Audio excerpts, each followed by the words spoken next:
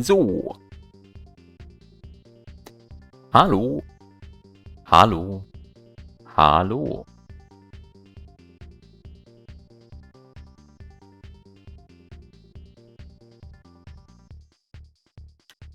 Hello, everyone.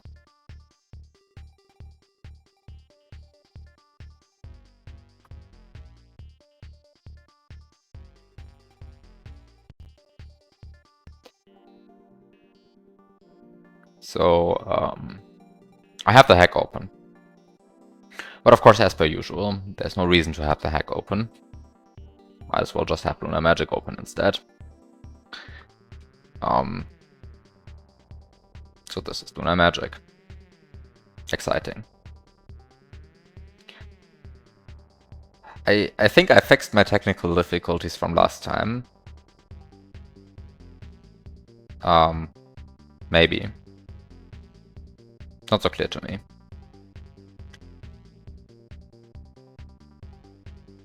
Did I? No, I'm super confused.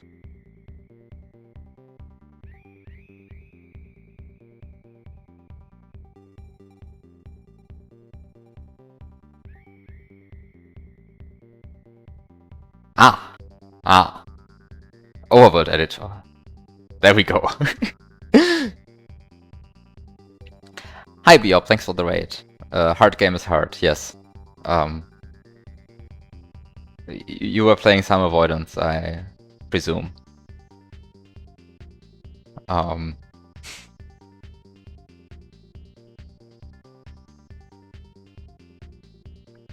You were. I think actually I saw you play. Yeah, I even saw you play the avoidance.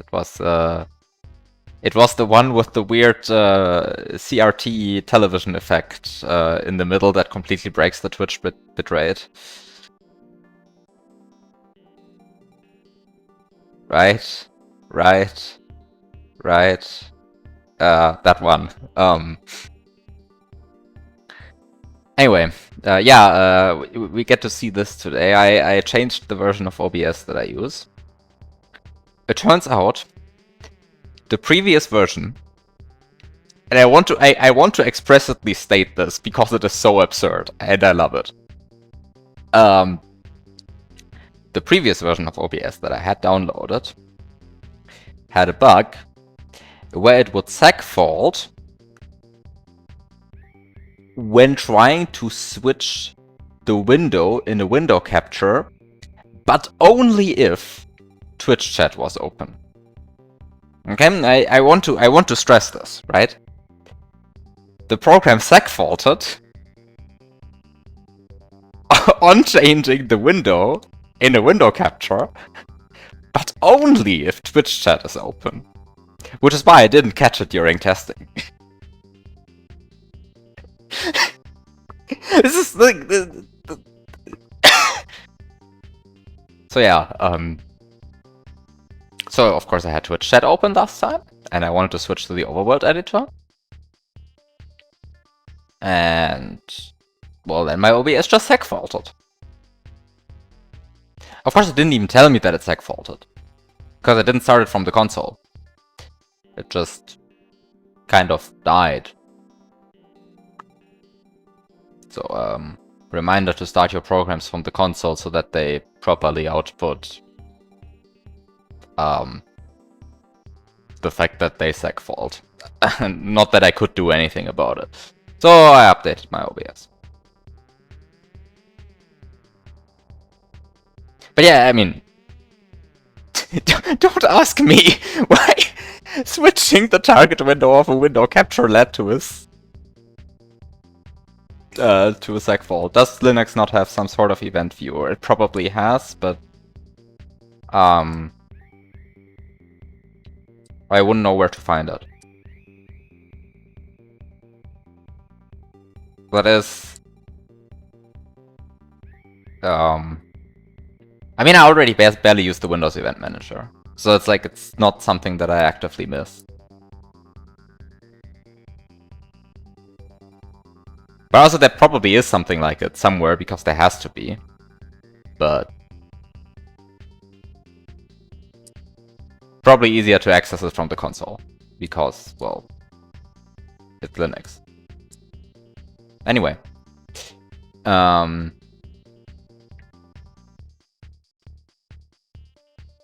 can also switch to LM like this. And I can look at this level again.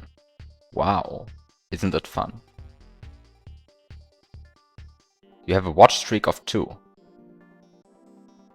That's rude. Is it? Think your watch streak? No. Actually, yeah. Maybe you weren't there 2 streams ago. Who knows?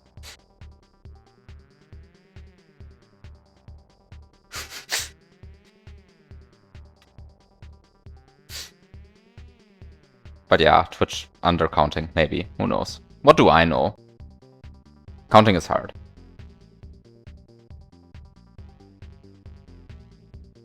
Yes, you ripped the very important channel points that you could use to buy nothing. Okay, so. Where were we? Well, we were somewhere. Actually, I want to check out something.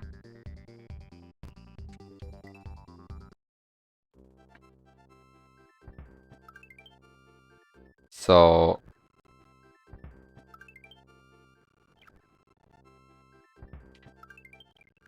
what actually is this? Oh!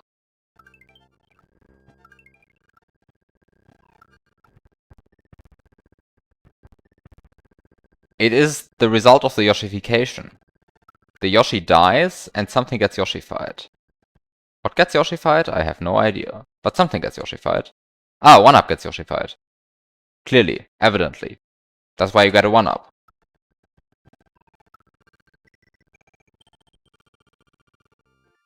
Can you do something with that?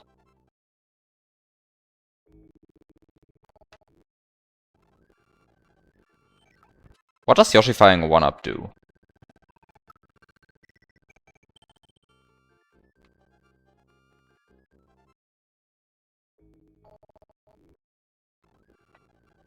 Don't immediately see why it would be relevant. But you do Yoshify a 1-up here. But it's not like I can do anything about it. I think.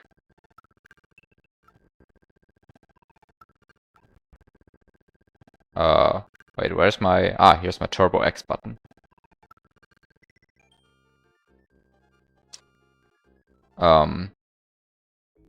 Yeah, I mean, I don't know why it would change where I end up, and clearly it doesn't change where I end up, so that's good.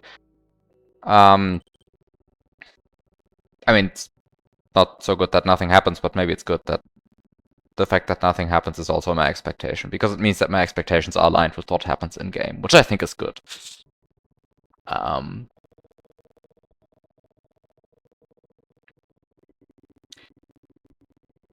So we have level 105 here. And it's the level I'm on, so let's stare at this level again. So what did I find out last time? Last time I found out that actually, what did I find out last time? In which order? I found out that you can get the springboard. It's not like super exciting that you can get it, but you can get it. You can get it by either duplicating this block to the side or by pressing a P-switch. Both work. So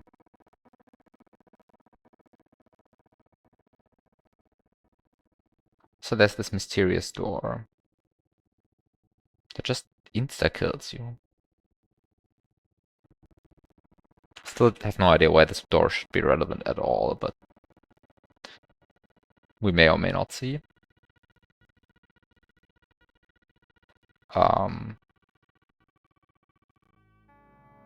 Also, might as well have actual sound.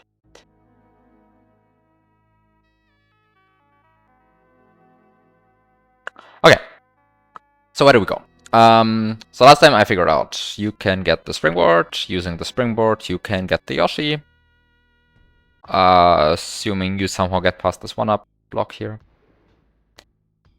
And somehow get up here using with the springboard in hand, which is sort of fine because this is only 6 blocks.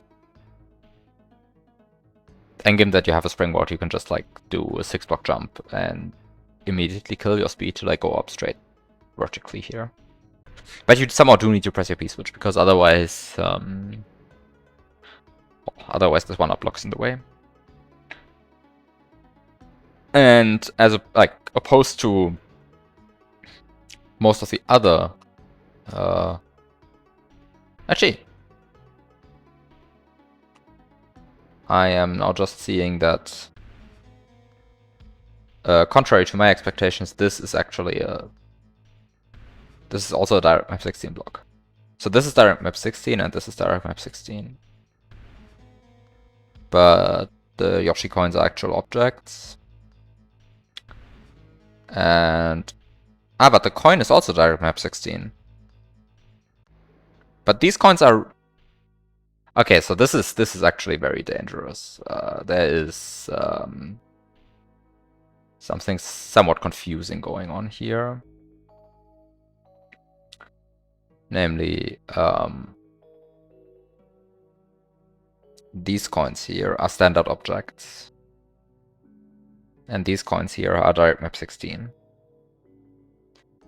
And these coins are standard objects. So this coin is a standard object.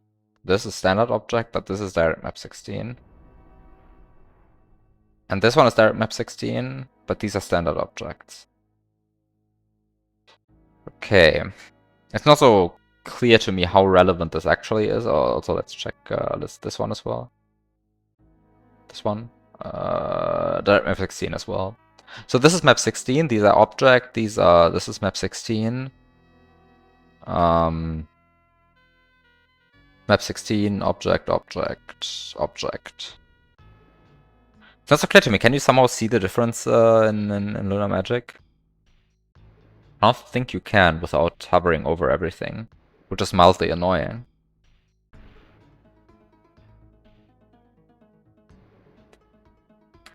I mean, I guess for the purposes of the stream, if I really want to do it, I can do a remap.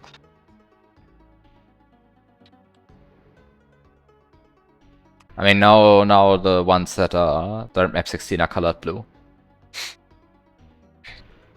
Just remap them. They're not blue coins, they're actual coins. I mean, in level.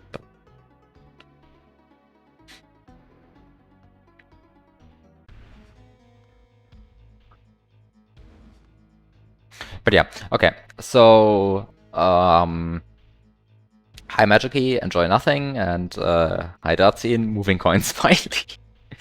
Even 2 moving coins. Beautiful, really. Okay, so where do we go with all of this? So last time I figured out how to get the Yoshi, right? And I at some point said, oh yeah, getting a Yoshi, that's very good. But the thing is, I kind of did not realize... I kind of didn't realize immediately that this door is just off limits without serious glitching. And it might just be that there is serious glitching that you can do, and somehow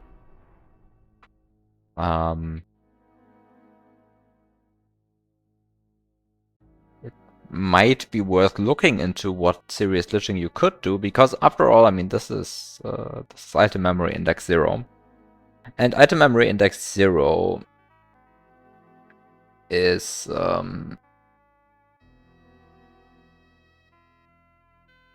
well, I started a tail at 19F8. It's like, that's so far away from everything. It's not so far away from everything, but it's...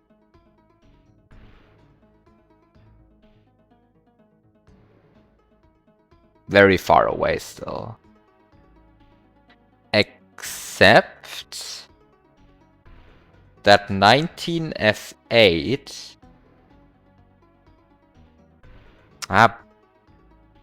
Okay, wait. So we have 19OF. 19OF is the 6th tweaker byte of a sprite. So in particular, 1A0E is the 6th tweaker byte of the null sprite. Which...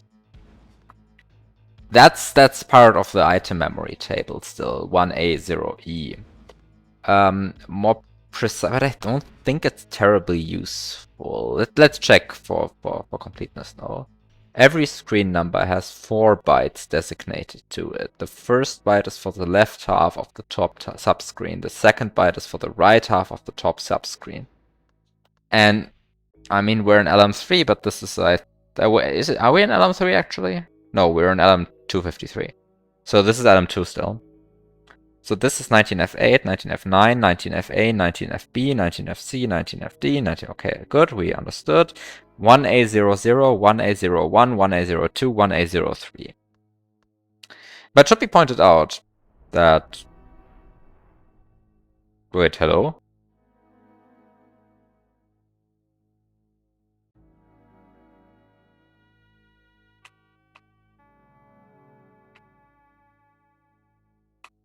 Should be pointed out that I can actually change the...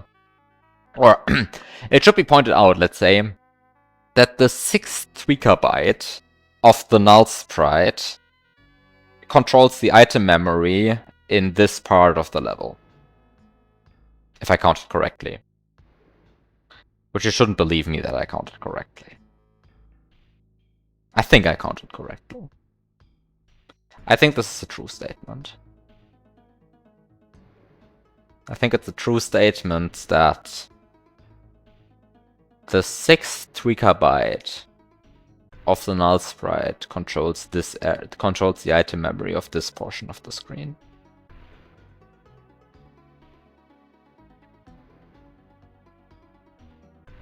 However, I want to point out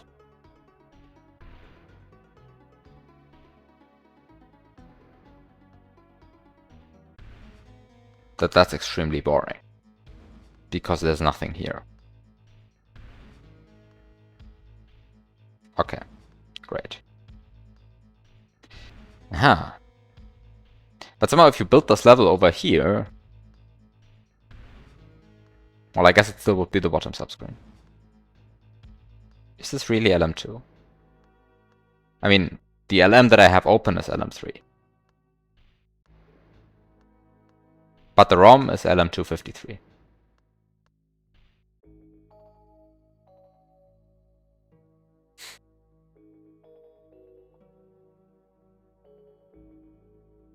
I mean, I guess I could open LM2. 53. If I wanted to.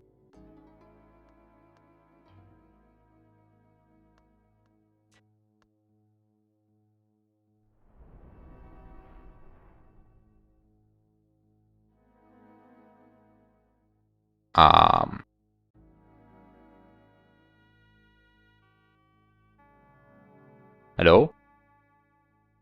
I'm confused. I cannot open LM253 because I don't understand why my LM253 is not opening. Hello? Can you please open this? Thank you.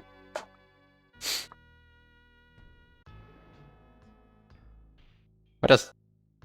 I'm so confused. Why does double clicking not work? Thank you, thank you, thank you, So, Wait, how do I differentiate?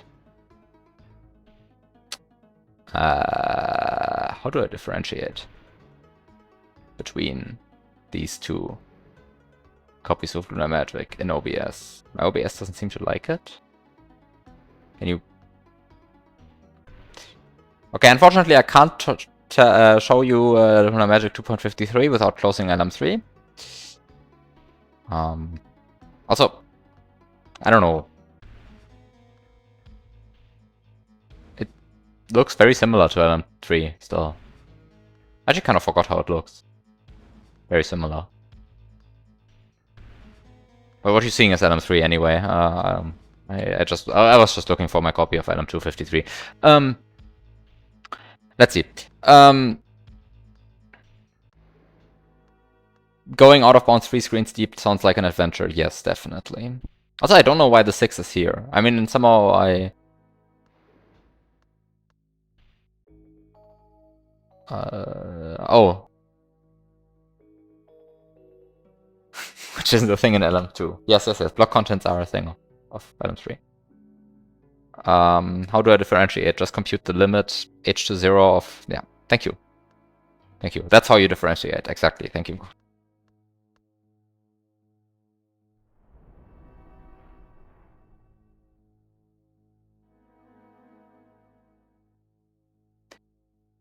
Version 1.01 is up.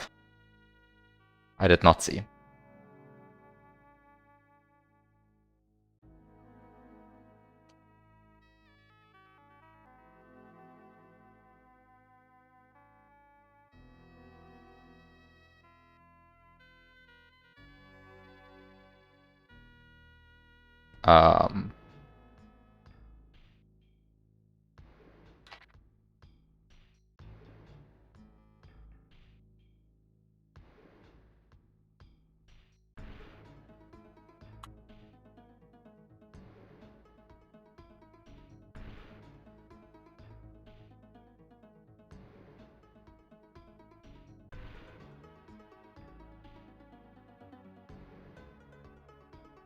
Time to play spot the difference.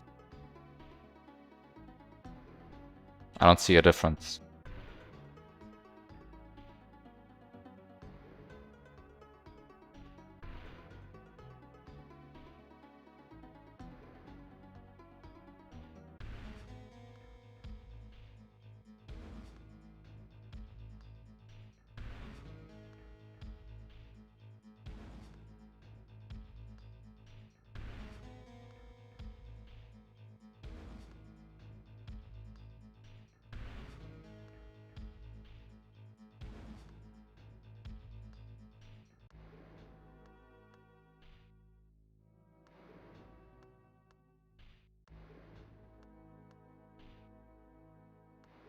No change in this level.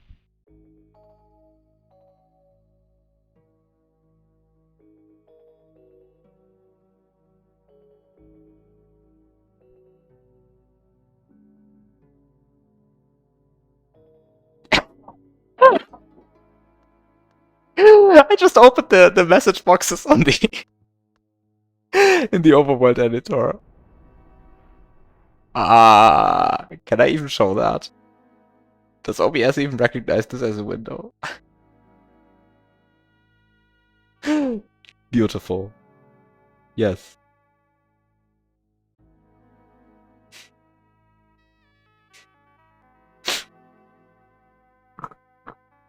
Hilarious.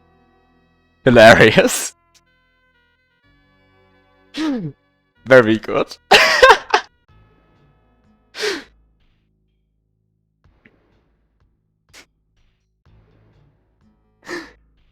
Just for the record, this is an anti-chamber sign. this right here.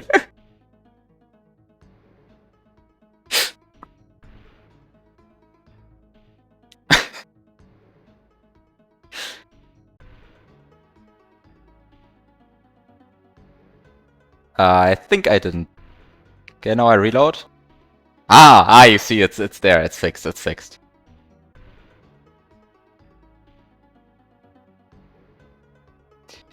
Okay. Go back to actual Runa Magic.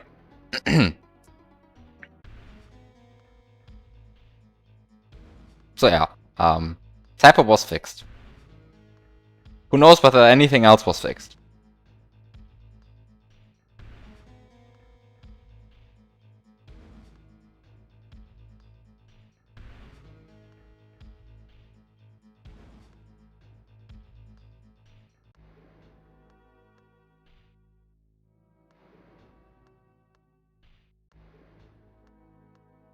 Okay. So anti-chamber reference found. Let's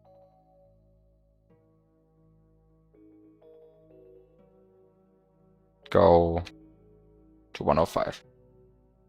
I built something extremely primitive in that regard, but nothing automatic, I think. But it's not entirely clear to me if you can do that completely automatically. But if you want to manually do it, somehow just exporting all of the levels and then just comparing hash values pairwise is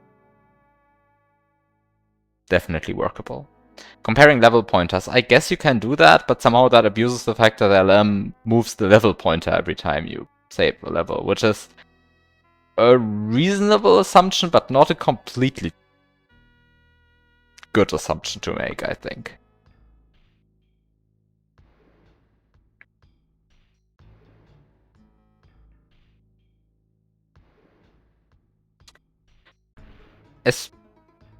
But yeah, I guess you could read all level pointers and then diff the corresponding sections of ROM. Yes, you can do that.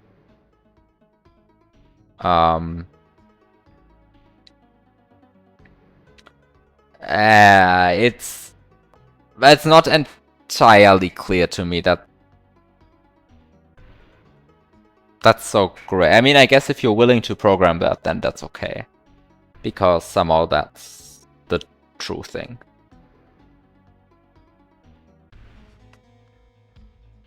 Because if you actually do that, yeah, but then...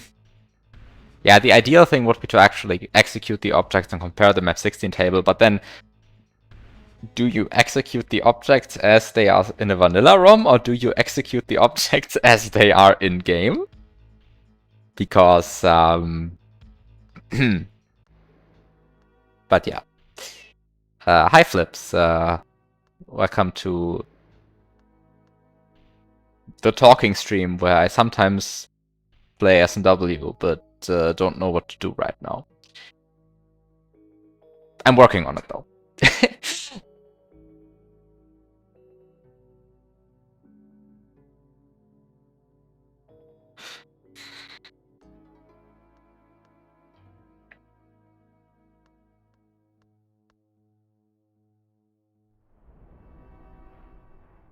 Okay.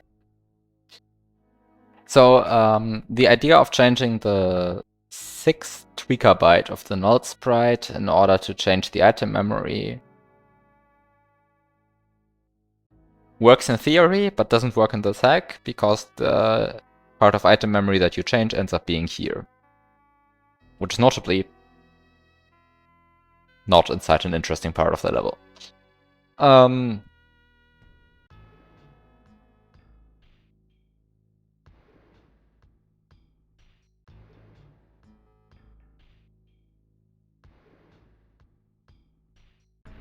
Just checking tile data wouldn't tell you if something changed that was covered by 1-up checkpoints. Not if you render the level like several different ways. But then I guess you still run into the issue that you need to render it for each possible combination of conditional direct map 16s, and I guess at that point you just give up and just compare the objects. Yeah.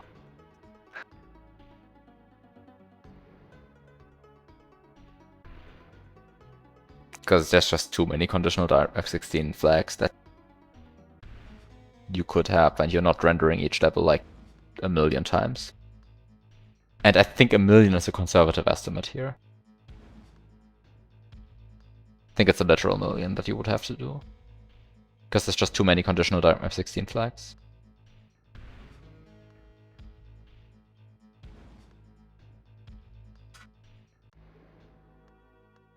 So don't do that, anyway. Hi AS Magician Max. So yeah.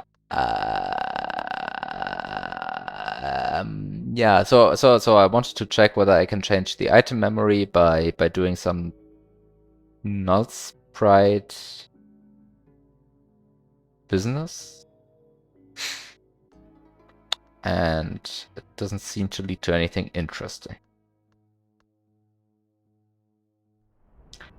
So time to think about something else instead. But the thing is, this means that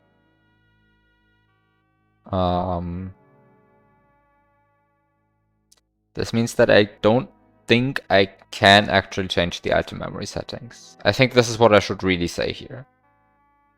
I don't know how to change the item memory settings.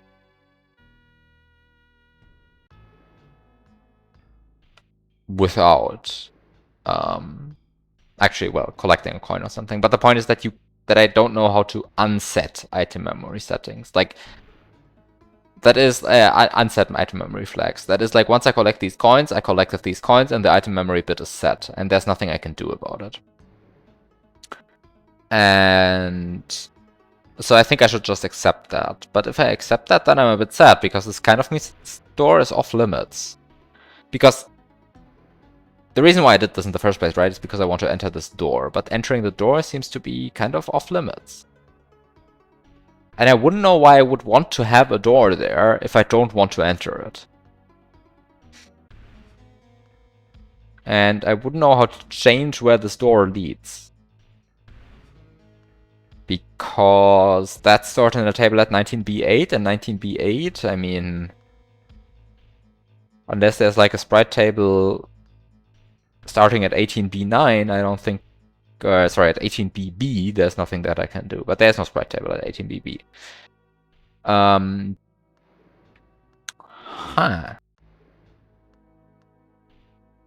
But I mean, the idea behind all of this talking right now was, can I change anything interesting by indexing some item memory tables out, by indexing some sprite tables out of bounds? And of course, I can do lots of interesting stuff in that direction, but not in particular. I can't like respawn these coins or make changes to where the store leads. So there are limits. Okay. With all of that out of the way, what do I do instead?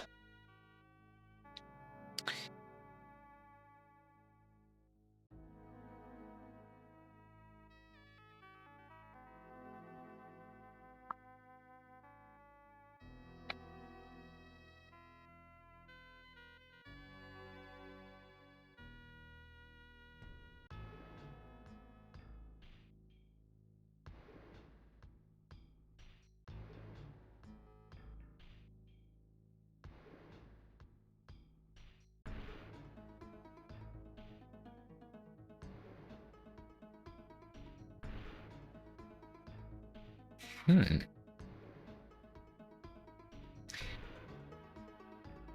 mean, I can get the P-switch, I can press the P-switch, I can get the spring rod, I can get the Yoshi, I can remove these coins. All of that is fine. I can do all of that stuff in one P-switch time. I can not enter this pipe because this pipe is not exit enabled.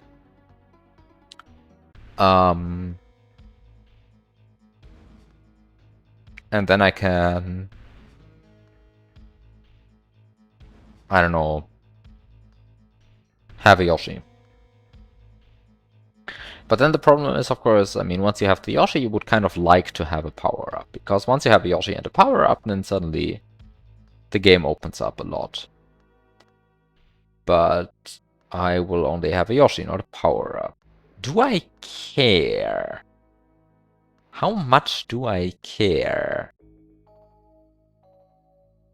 I think I care a lot, unfortunately.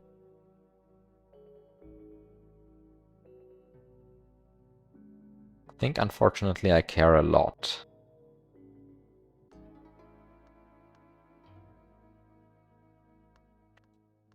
It's also remarkable that this hack seems to defend against sprite index. I mean, not defend, but somehow it doesn't seem to be possible to trigger sprite index transferal.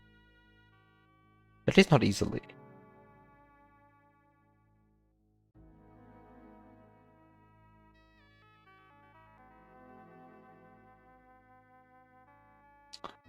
Because there's like no sprite that spawns another sprite.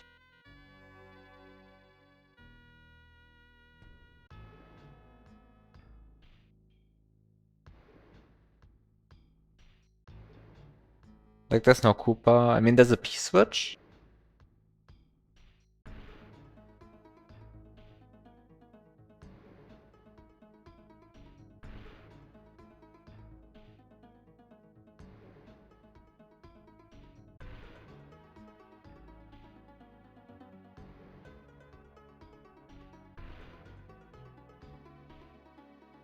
I mean, if I had the Yoshi and the P-switch at the same time...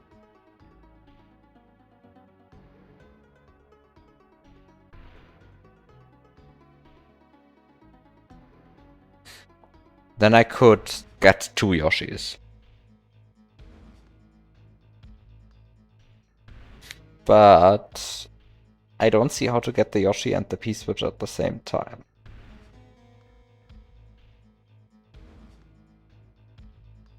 Right, the strategy there would be to spawn a fish from the P-switch. Ah no, that's actually a different problem. Which is that I don't see a way to despawn the Yoshi without killing it.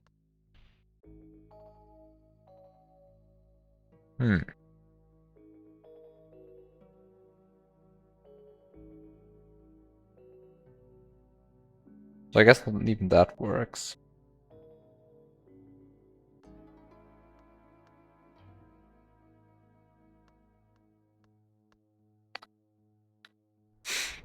Hmm.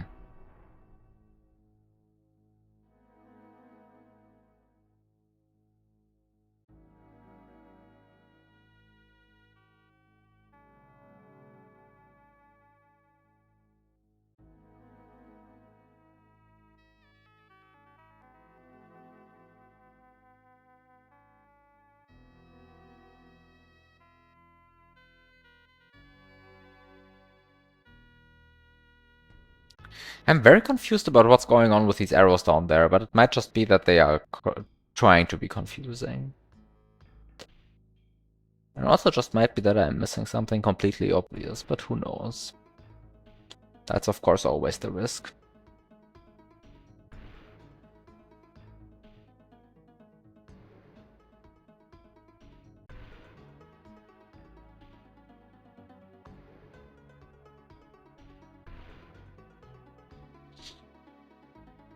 Hmm.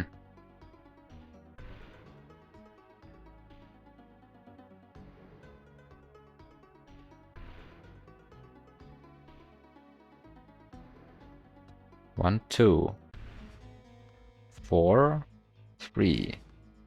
Yoshi block. I guess once you have collected the Yoshi coins,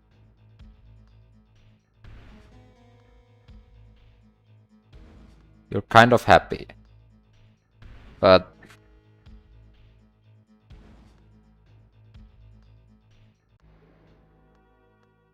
so I guess the point is just to collect the Yoshi coins first, but then, I mean, somehow... Of course, that much was kind of obvious from the start that collecting the Yoshi coins would be good. But...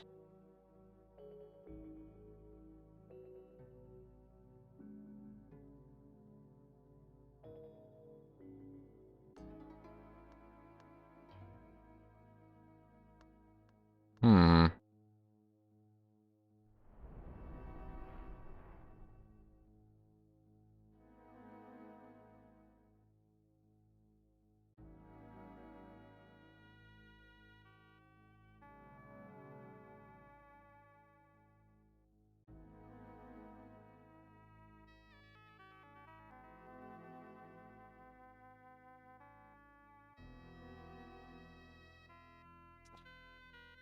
I guess what you can do is you can throw objects off the side of the screen like this, but does that actually help? Because it doesn't seem to help.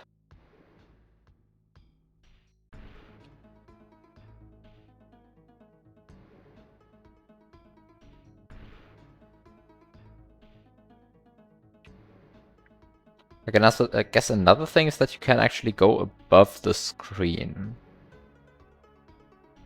Which certainly helps with getting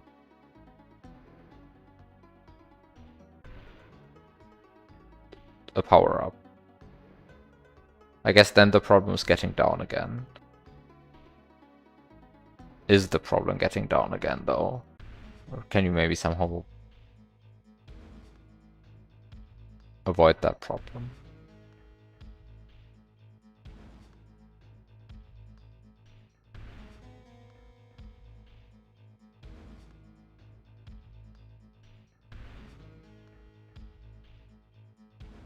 Oh, wait. I'm stupid. I was like, yeah, you just hit this mushroom block somehow and the mushroom will go over here. But this is nonsense because this block is not solid for the mushroom. So it will just, the mushroom will just get stuck in here. So that's not so interesting.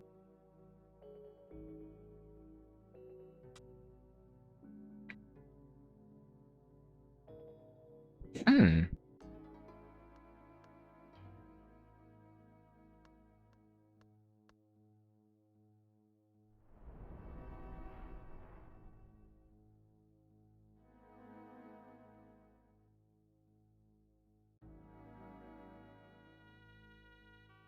Maybe that I'm missing something stupid here though, because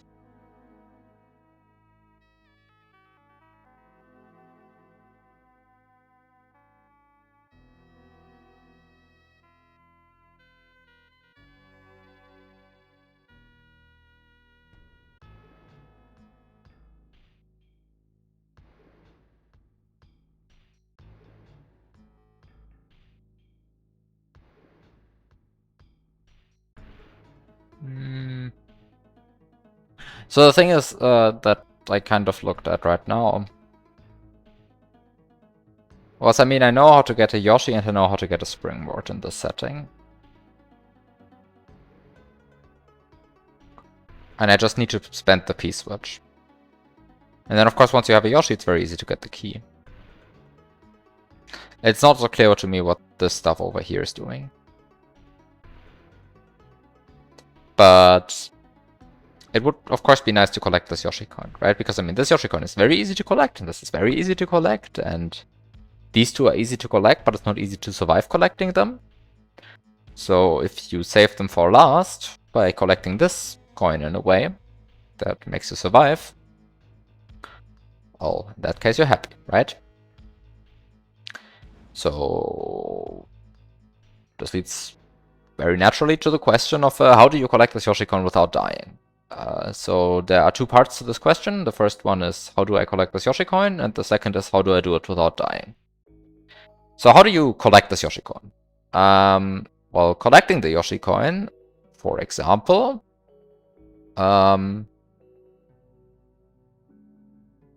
is you get your Yoshi, you get your key, you go up here, you spam this mount against the ceiling, you go here, you key jump up here, and then you corner mount the Yoshi into this corner and try to get this Yoshi coin.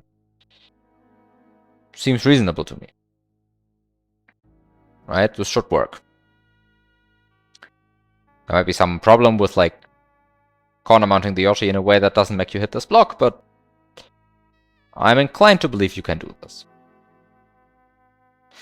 The problem, of course, is you're then stuck in this box, which isn't exactly great.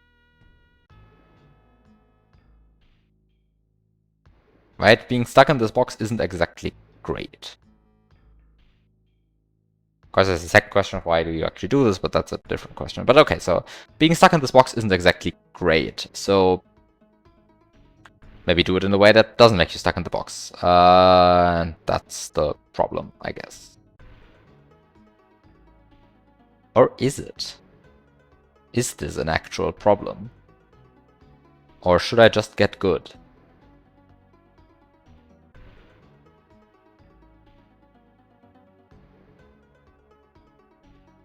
Might be that I should just get good.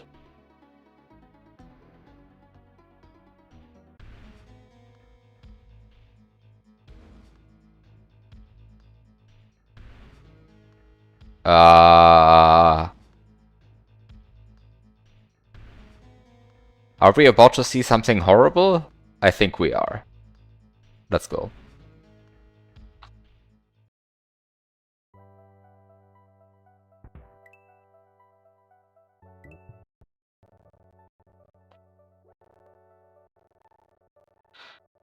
Okay, so did I fuck up anything by starting the level like this? I don't think I did.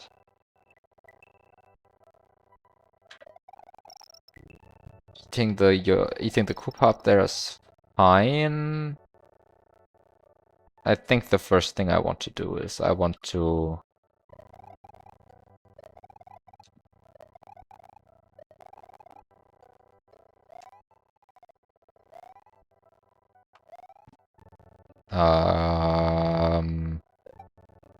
get the P-switch.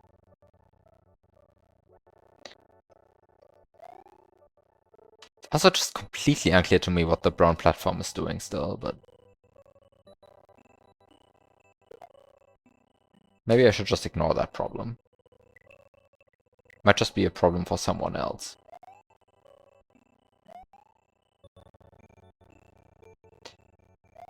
So I guess the problem for me though is how do I get rid of these coins? I guess that's not a huge problem though. Right, you just like kind of get rid of them. I think you should be able to just jump up there. So you just kind of just jump up there. You just kind of jump up there. I swear you just kind of jump up there, right? You see, you just kind of jump up there. Can you even get all three? Oh, you can even get all three. And then jump into the wall and die. But you can even get all 3 coins. And I didn't even have to duplicate this block, right? Because if you duplicate this block to the side, then it becomes much easier still. But why would you do that if you can just not do it, right? So that's the first thing. The second thing is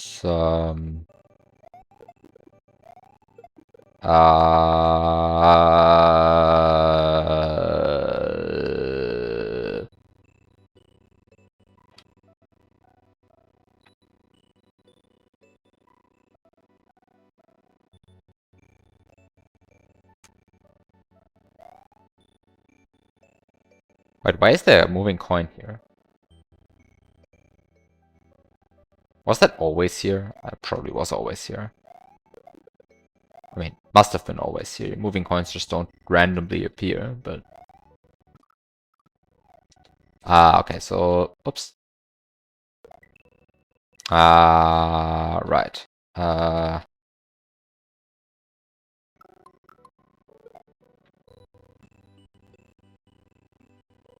So now I have a springboard. Wait. I just got the springboard without pressing the P-switch. I could have just collected the coin using the springboard instead. Anyway.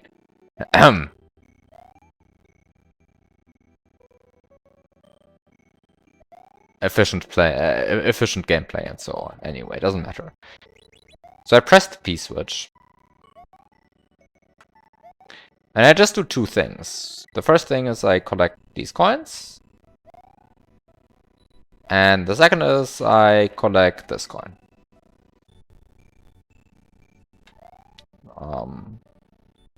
Might be wasteful, but who knows.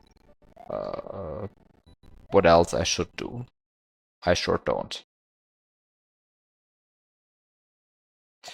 So now you jump up here. And you just bump the Yoshi down there and you're happy? Maybe? I'm not sure if you're happy.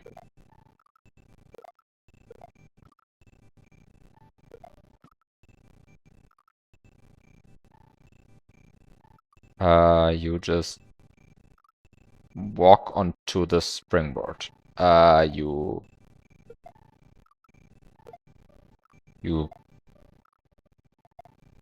walk onto the springboard. You walk onto the springboard. I will just keep it at 50% speed because why would I want to play the game at full speed? Okay, so now I have a springboard and I have my Yoshi, and now I can do fun stuff like feed Yoshi.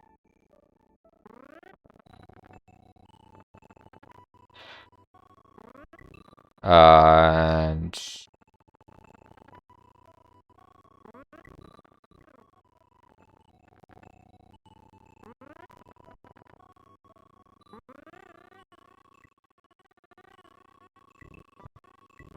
And apparently I'm not able to scroll the screen properly today. So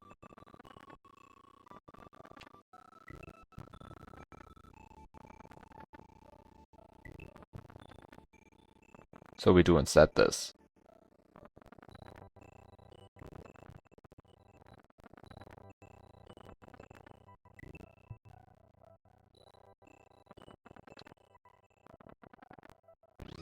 Also, there's a part of me who just wants to eat this light switch. Why don't I just eat this light switch? Can I still eat the light switch? Also, did I fuck up and kill the Koopa? I think I killed the Koopa. Do you happen to know why you can't double eat with this method?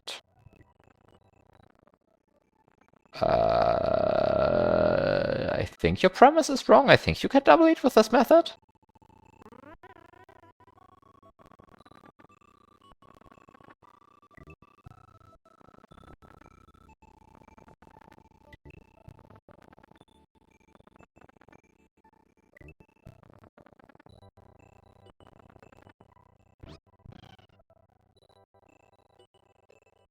But yes, the reason is, I mean, the reason why it doesn't work is because the Koopa spawns in two different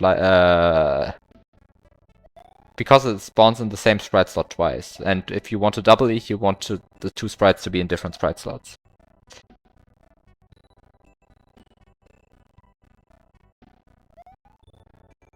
Yes, what Datsun is saying. But you can double eat using the method. That's, I mean, yeah. It's just you typically don't, because they will typically always spawn in the same slot. I mean, that's how it works. There's a part of me that wants to eat this light switch. Yes. It's a perfectly sensible thing to say, I swear.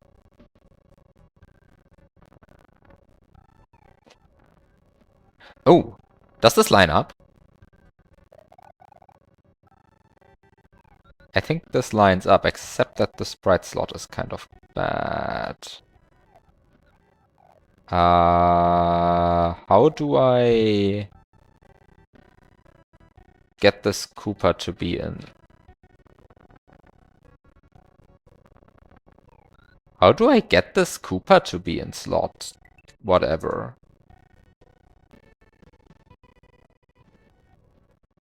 Because currently it's in slot 5. That's like terrible. I think I want it to be in slot 9. How do I get this Koopa to be in slot 9? Because currently the platform is in slot 9. That's kind of awful.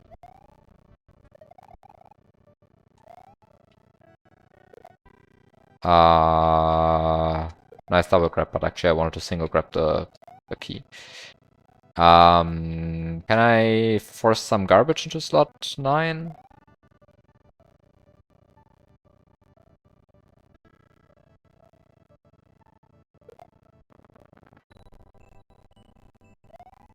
Because if I could just force some garbage into slot 9, that would fix the problem immediately, of course.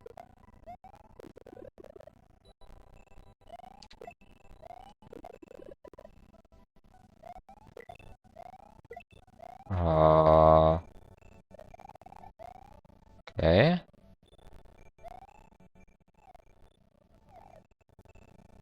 Actually, now that I have this 1-up in slot 9, I might as well just use that for the item swap, right? Because what am I even doing then? Can I unfuck up the state?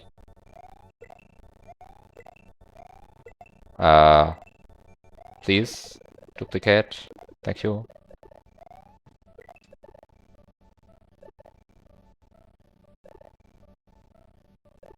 Okay.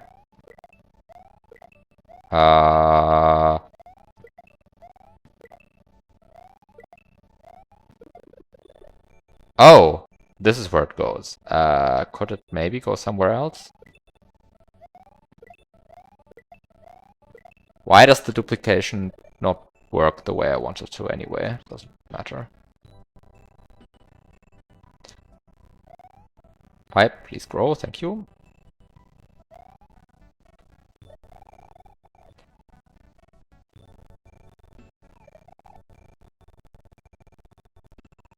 I don't know why I would want to have 25%.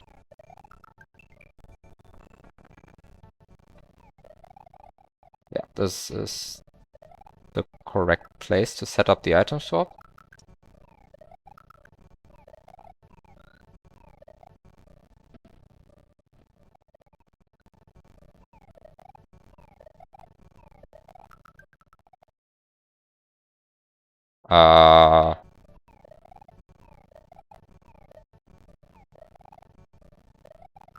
Hmm. Just do this, but slightly better, I guess.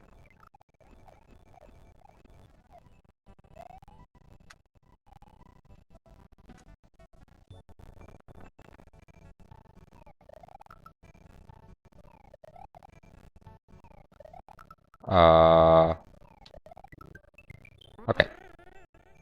Ate the light switch.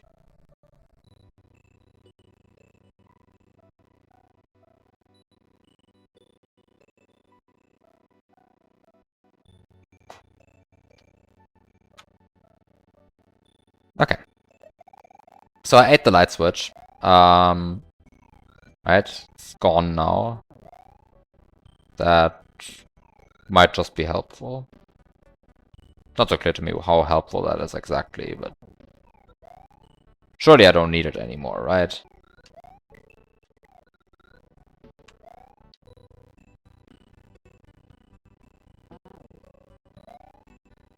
Um,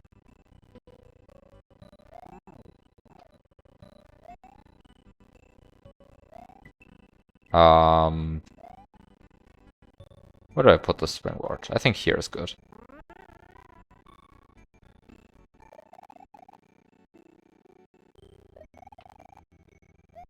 So get the key.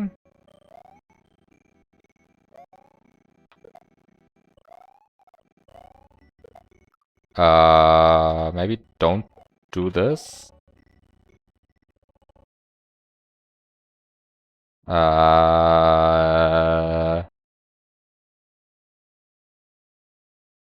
Of course I don't get the key jump. Hmm. Is this slightly bad? It's only slightly bad. Okay, if it's only slightly bad, then who cares? Right. Okay, maybe it's very bad because I just jump into the ceiling now.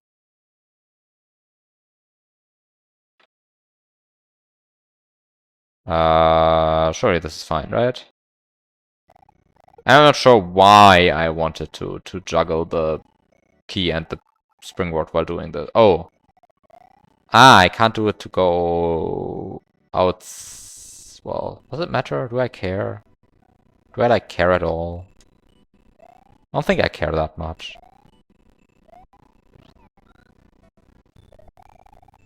I think I can just... I mean, I could double grab these items on Yoshi, but I don't even need to.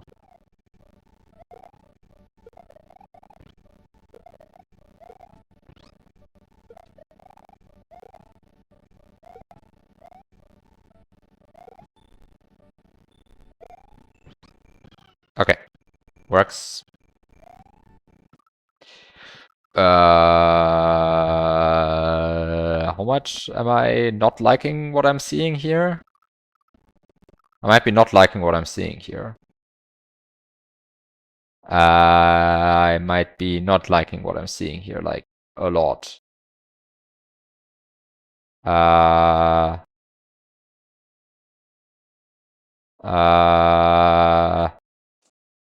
Oh no. Stop. How do I fix this?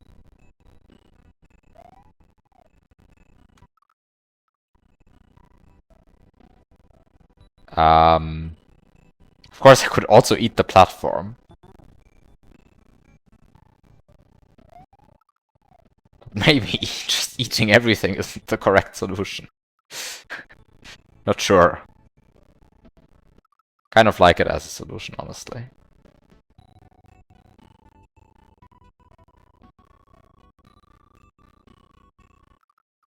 Uh, uh, hmm. There's a platform in my way. Can this platform, like, go away here?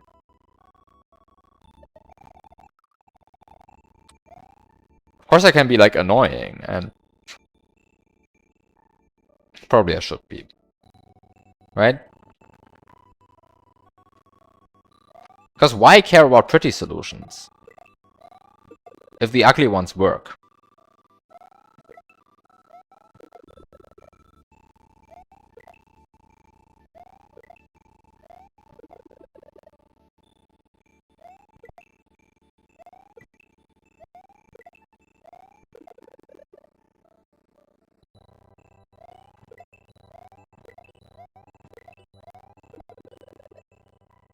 Right? Somehow that's the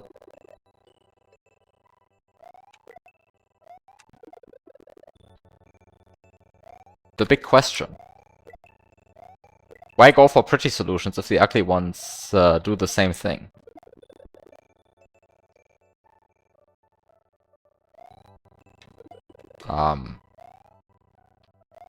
Typically the answer is because the ugly ones, in fact, don't do the same thing and are much worse in every regard. But you see,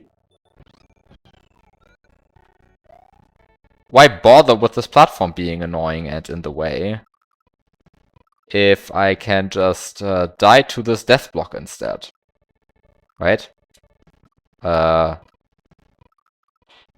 uh, hmm.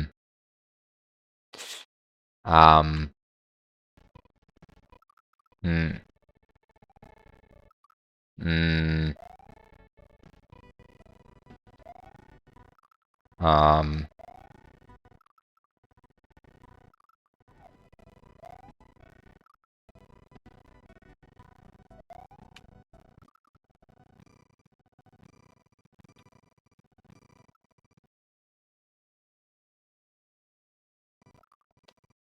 but you see,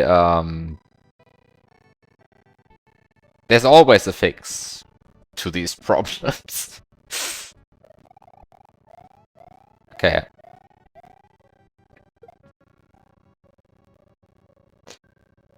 So now the next thing is probably going to be the most stupid of it all.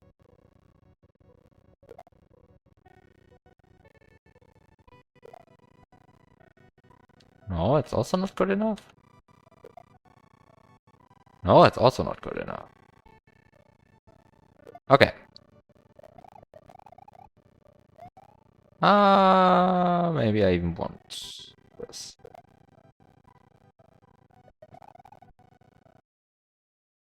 So sometimes the Yoshi jumps to 92, and this is when I want to land on it.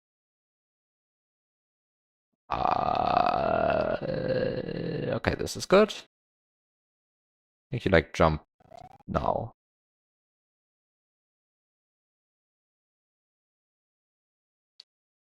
Uh,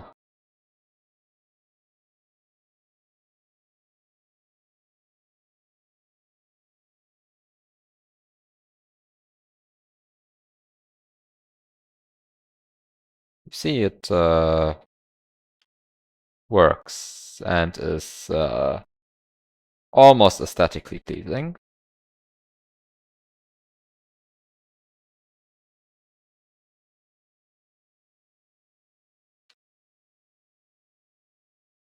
Um, if you ignore the fact that it doesn't work. It works if you ignore the fact that it doesn't work. That's slightly sad.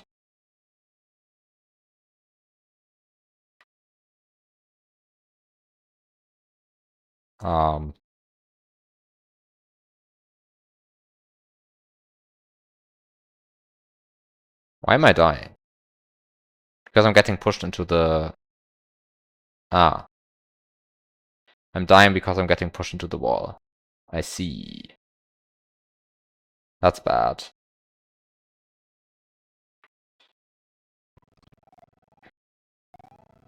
But arguably that's fine. Because just put a key here.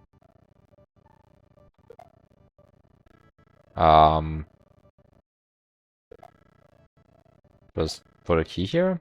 Hmm. The key doesn't want to be put there.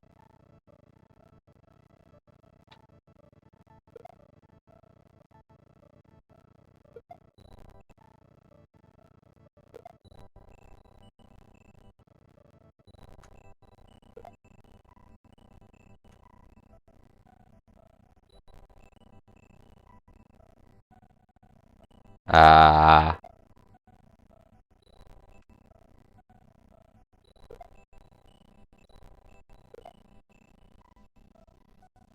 Is this good enough? Who knows? Who knows what's good enough? I don't. Now you just wait for it to hit 92 again. That's very good. Just did. And you...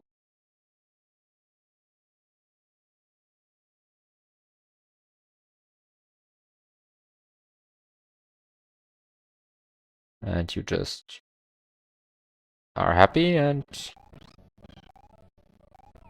you just run into the situation that mm,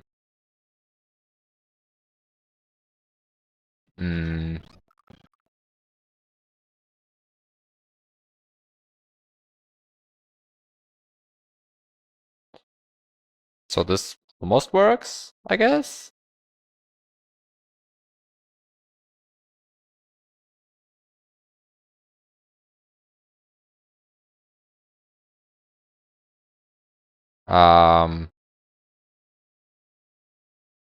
I mean, this almost works, except that it doesn't work, right? I mean, somehow clearly this still doesn't work. But I have to admit it doesn't work as nicely as I had hoped to. I had hoped I could dismount spam against the ceiling here. Ah, I can. That's not against the ceiling. That's inside the ceiling. That's not quite as good. For technical reasons.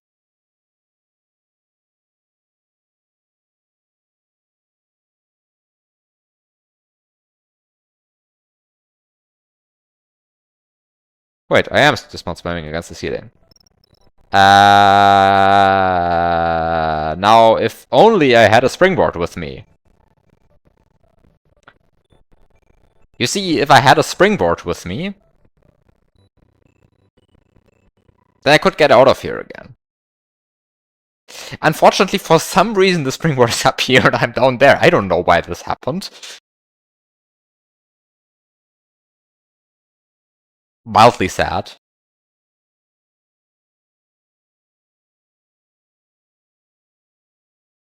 Mildly sad.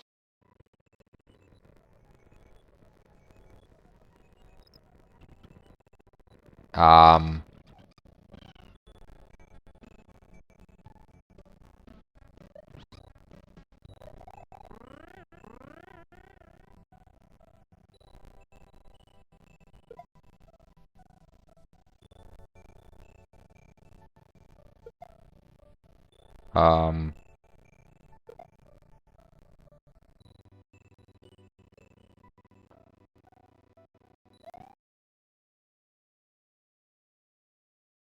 Key? Am I...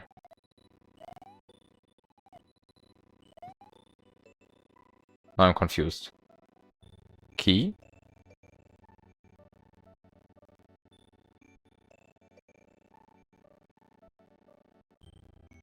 What am I supposed to do with that question?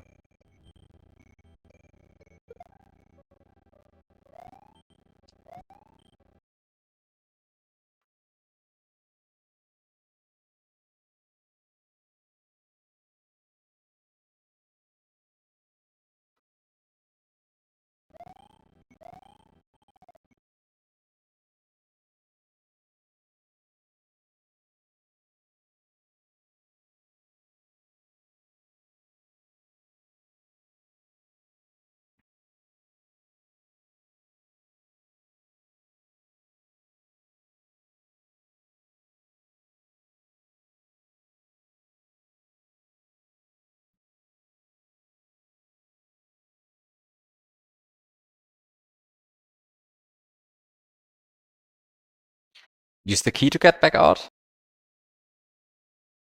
Can I?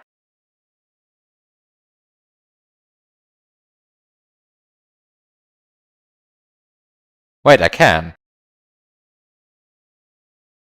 Hmm. More elegant than meddling around with the piece with the springboard, but wait. Why are you suggesting this?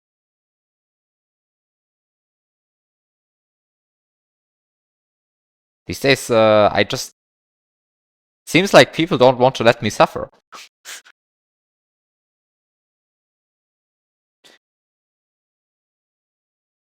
Like I do something stupid, and suddenly people are convinced that they have a better solution, and then they are right. The worst part about it, of course.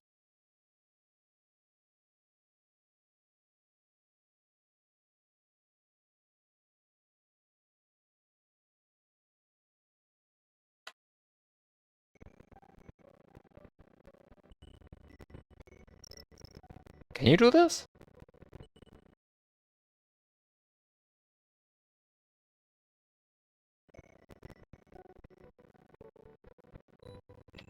The problem one, I can't.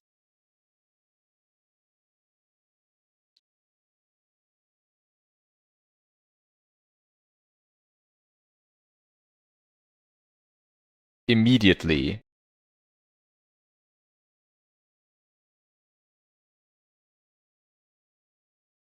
How would you ceiling dismount spam while carrying the springboard? You don't. It's pretty. I'm pretty sure it's possible to get out of there using the springboard. Like, it's not going to be pretty, right? It's like it's going to. In fact, it's going to be extremely ugly. Just so that we understand this correctly, right? I mean, I think.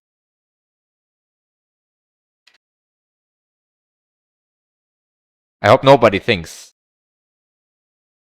that it would be pretty, but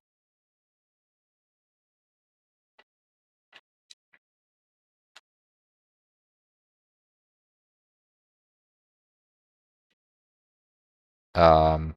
Also, I think I screwed myself. Yeah, I think I screwed myself by rewinding in this way. Oh well.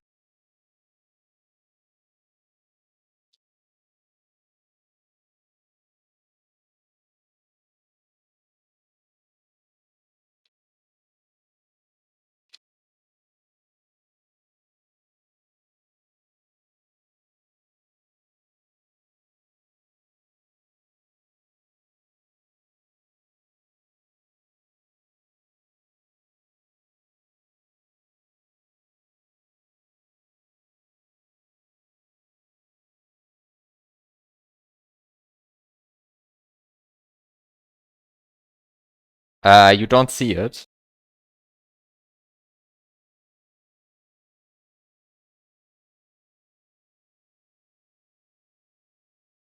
Then maybe you shouldn't have given me the suggestion to do it with the springboard instead. Because I would have, I'm pretty sure I would have made it work.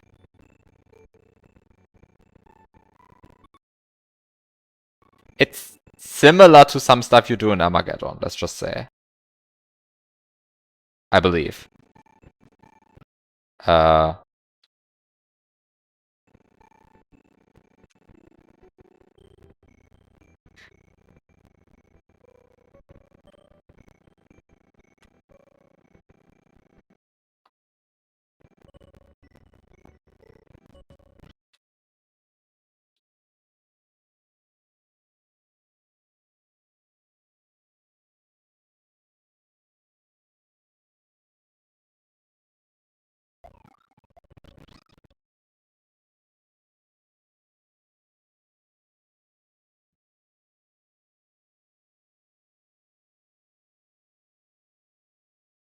um, some idiot put a springboard in the way.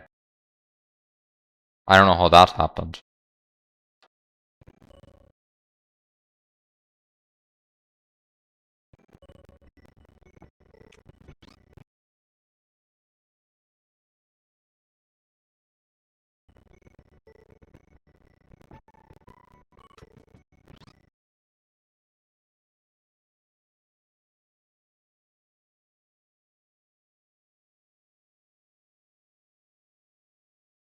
I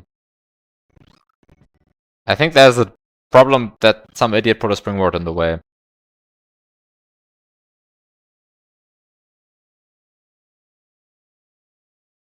I'm not sure what that idiot thought when he put that springboard in the way. Let's just say it. No idea what that person thought. You don't want to look at it. Wow.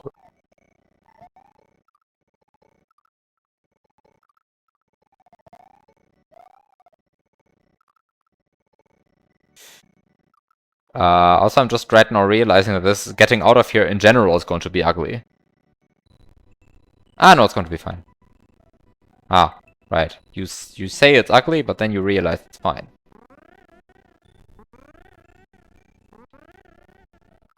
Because you just do this. Because you actually don't need any of the stuff anymore that you have. I think.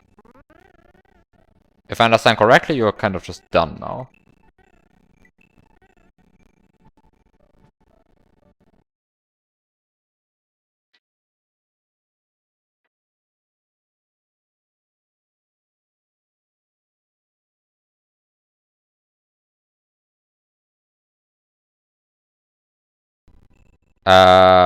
Wait, some idiot removed the light switch.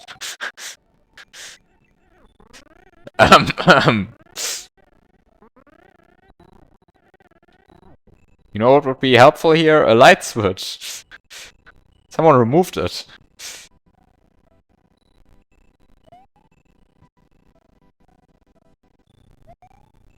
Why would someone do something so tremendously stupid as removing the light switch? I have no idea. Wait,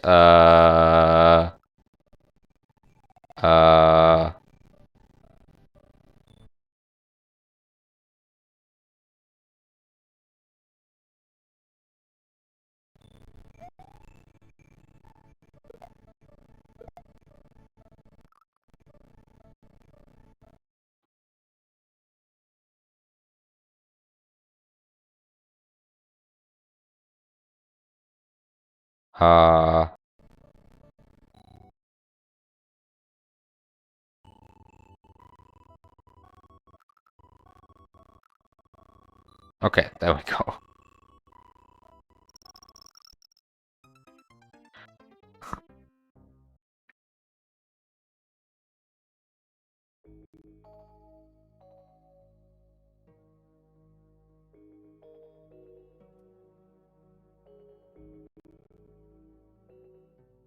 Okay. Yoshi coins collected. But honestly, I don't think it would be so ugly to do the thing with the springboard. I don't think it would be much uglier than whatever I just did with the key. Okay, time to see where the one-up checkpoints actually are. The first is there, the second is there, and the third is like in the air there, and the fourth is there. Okay, so 1, 2, 3, 4. Seems kind of free to do it. The springboard thing would have been cool. I don't know why you didn't do it.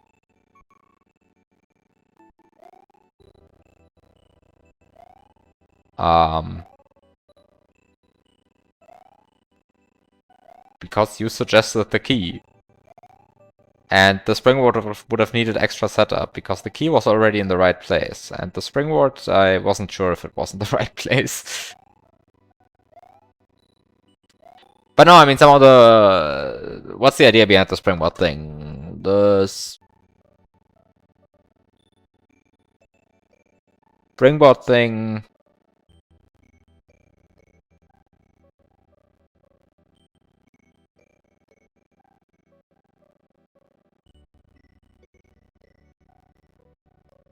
I know, I'm pretty sure it would have worked.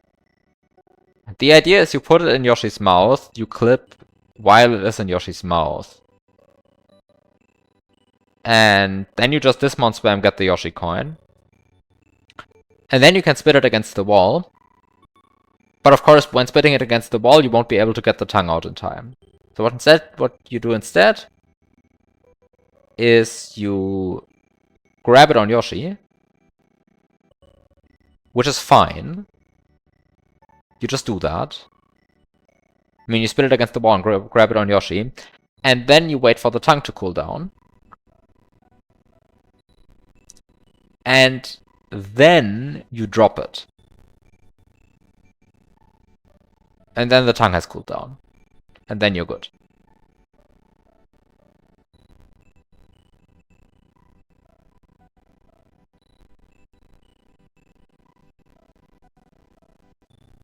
So some of that works.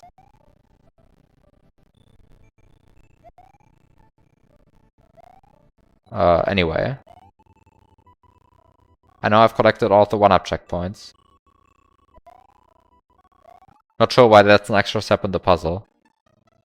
Makes me sort of nervous that that's an extra step in the puzzle. Like, is there any reason not to collect them? Like, is there any problem with having a Yoshi block here? Is there any problem with having a key block here? Like, why would I not want to have a key block here?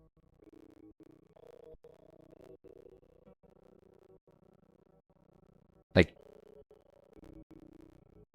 is there any problem with having a Yoshi block here? Is there any problem with having a key block here? Like, why? Why are the 1-up checkpoints a separate step? Makes me nervous.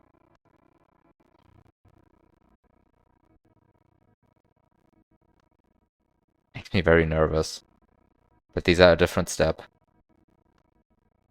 Huh.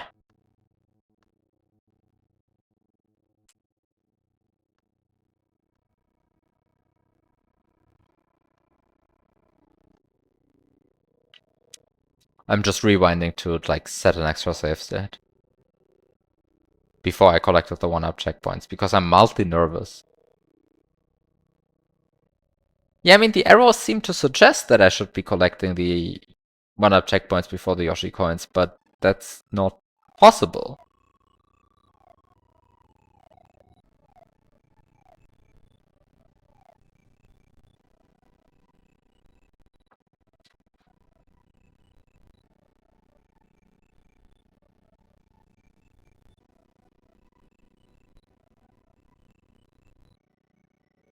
I'm just rewinding to get an extra save state. There's nothing interesting happening.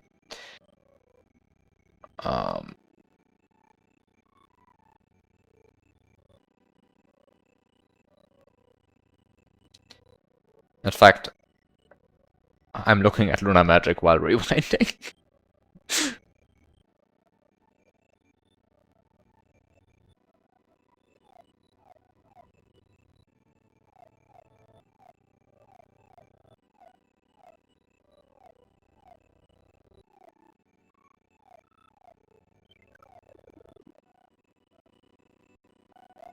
Okay.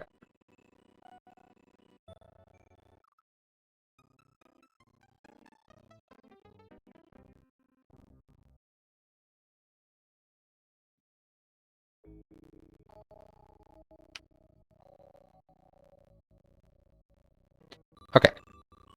That's bad. Okay. So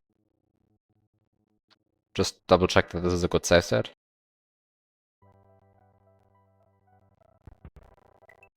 Has key block, has Yoshi block. Okay, great. Okay.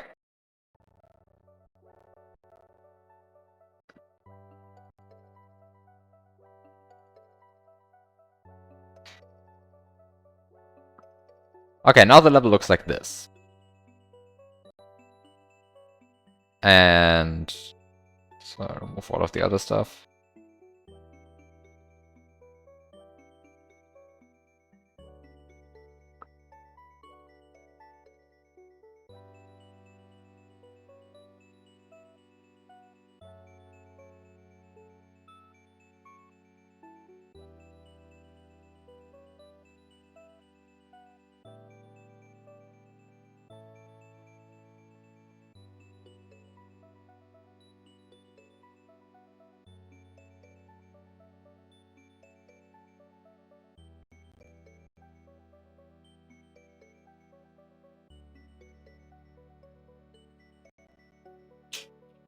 Okay, the thing that makes me nervous about Lunar Magic 2.53 and these star blocks is that they have map 16 IDs 121 and 122. And of course, the astute viewer will immediately recognize what 121 and 122 mean.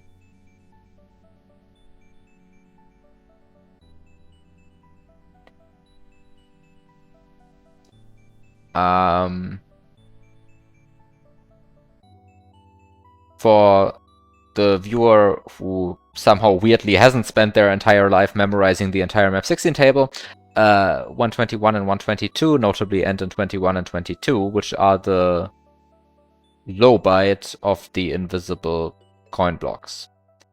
And due to a programming oversight, as it is so often the case in this game, if there is a sprite inside one of objects 121 or 122 or 123 or 124, every block outside the bounds of the level acts as, well, either 21 or 22 or 23 or 24. That means that every block outside the level acts as an invisible coin block. Now you might be saying this is completely pointless, and it is not. But also it is of admittedly very limited use, except if you really like 1-ups. Or you really like coins. Or for some reason you really like note blocks.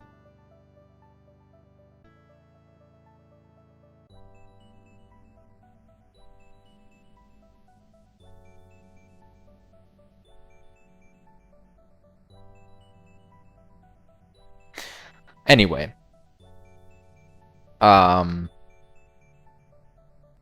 Does that set item memory somewhere?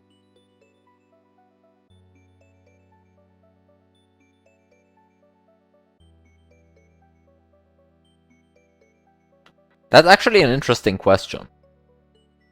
Does that set item memory somewhere?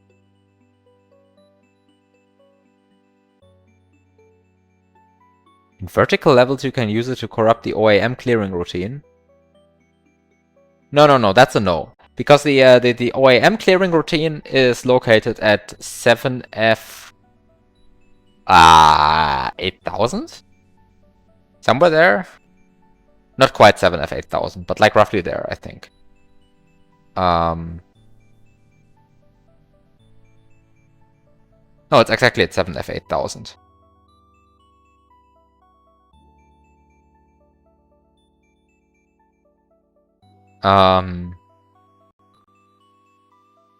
And actually, no, I don't know why this works then. Why can't you write to 7F 8000?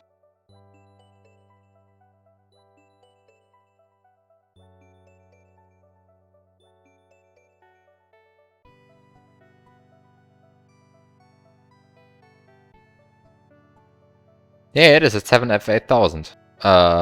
OAM clearing routine is at 7F 8000. I thought it was related, I mean...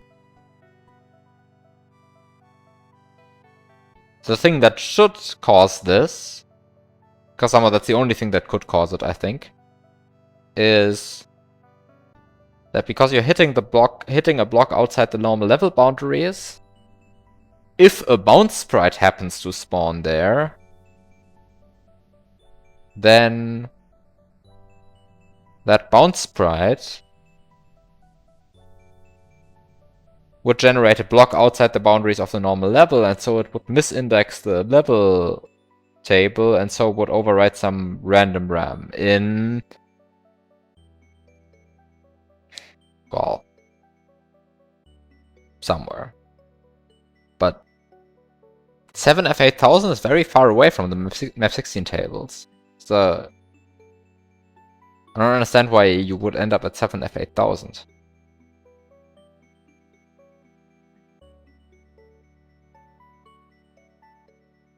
Also, normally there can't be bounce sprite outside the level confines, right? I mean, somehow bounce sprite outside the level boundaries and horizontal levels just don't spawn. I don't know how it is in vertical levels. Less than 0 Y might do it. Presumably, but why? I mean, presumably that's the problem, but why is that a problem?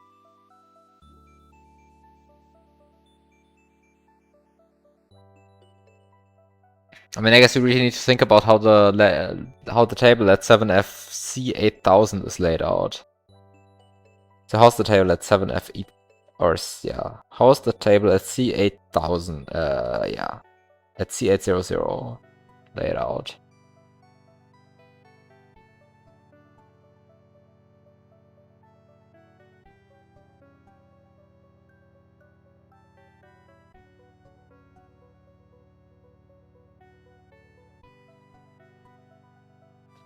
For vertical levels, 200 bytes per screen with the format dash dash SSSS X YYYY XXXX.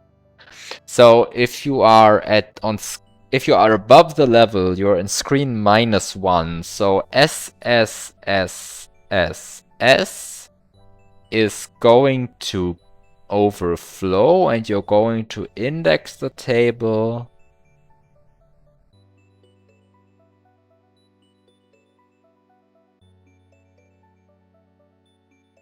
But you're going to index the table like... it might be...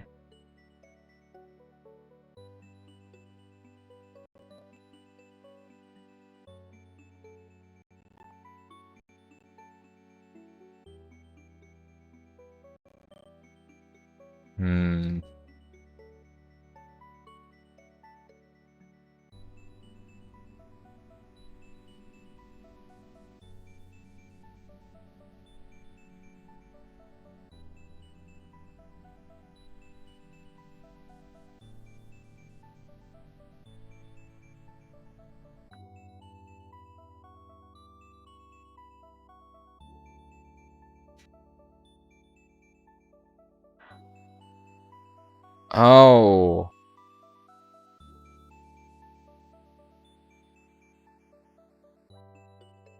I guess the problem...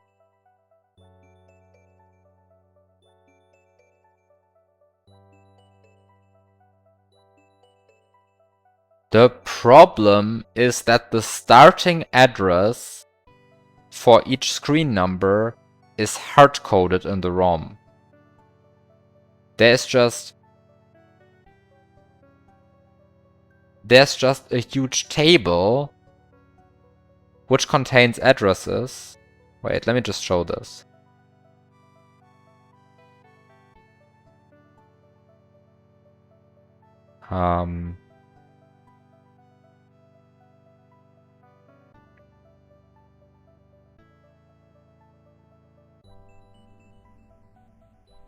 How do I show this in a way that's not stupid?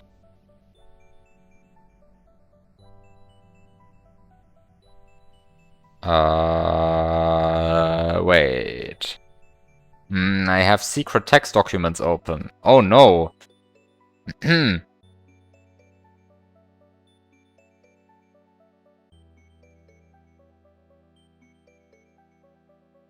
No secret text documents for you.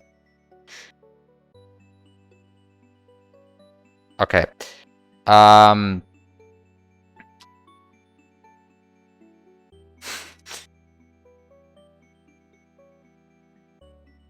I could have also just closed them, but it was more convenient to shift the text editor. Anyway, so here you have some tables. And the point is you see like a table starting like 7EC8000, 7EC8000, 7ECC1000. And this is for a vertical layer 1. And you index the screen number. So now you look at the FF entry of that table, and I guess that ends up being at some horrible place. Actually, it's not so clear to me why this ends up being at some horrible place.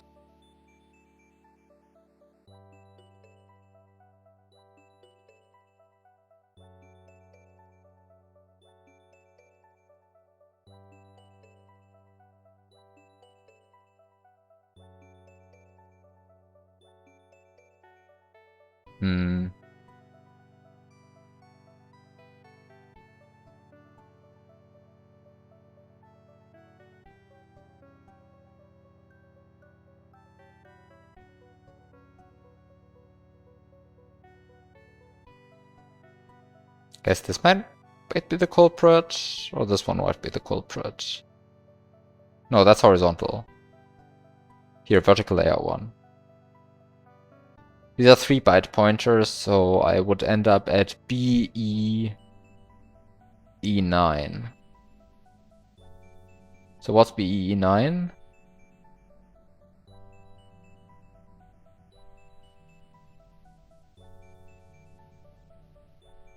That seems fine.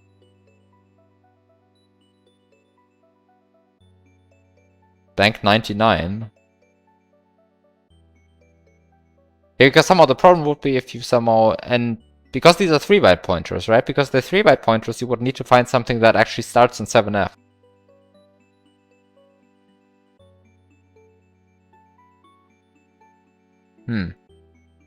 Maybe these are not the culprit.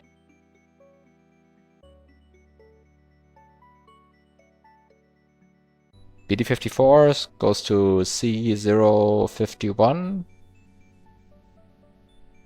So what would C051 be? LSR, LSR, LSR. Does anyone know the opcode for LSR? Because I don't. I mean, yeah.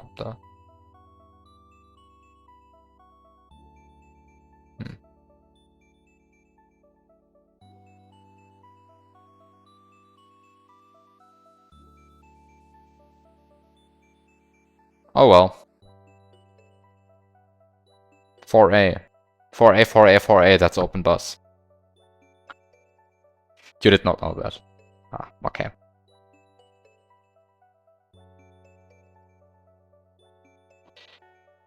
Time to realign this. Oops. That was my Discord. Love OBS. I love OBS that it just like opens, that it just treats everything as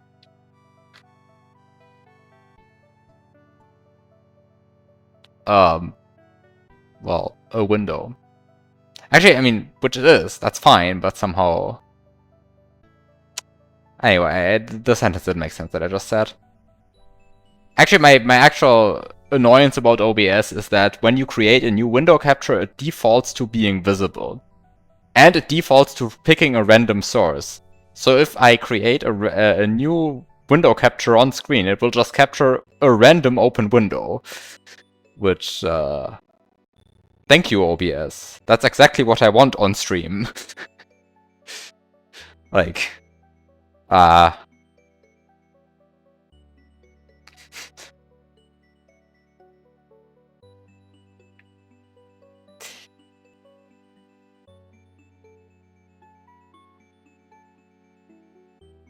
okay, OBS ran over.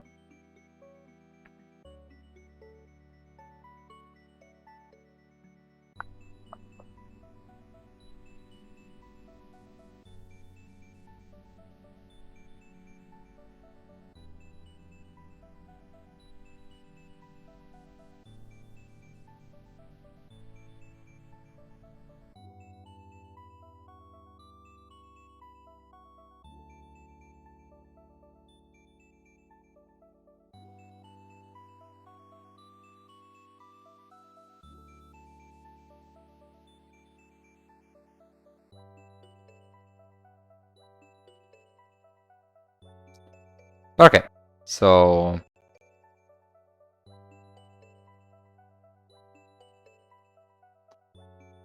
Where were we?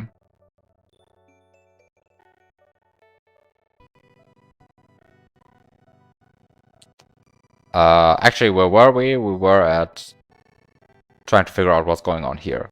And back to this.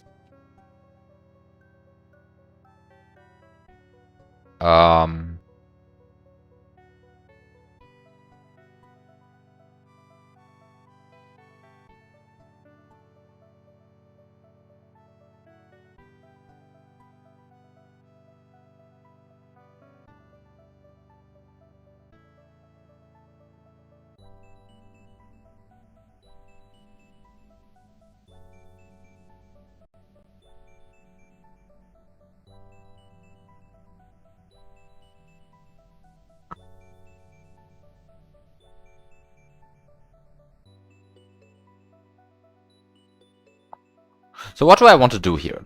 I mean, now that I can actually get a Yoshi, I can do lots of nonsense, right? Because now I can just get the Yoshi here, and actually I can't. Because there's still this baby Yoshi up here. Oh well. But I guess I can take this baby Yoshi, throw it away, and... can I though? This baby Yoshi is mildly annoying.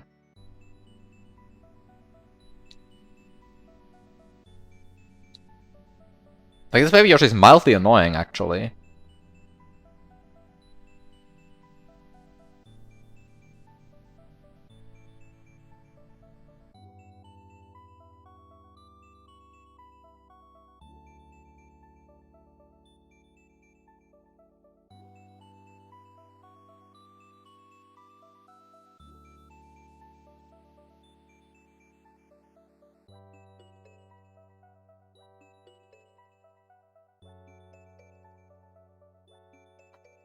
Um...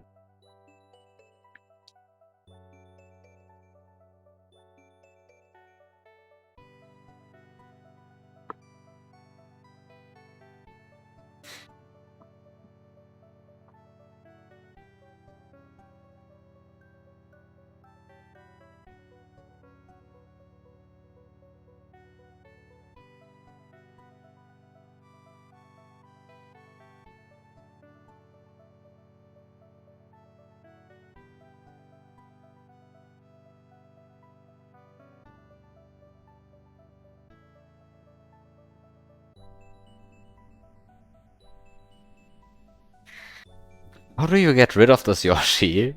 And then...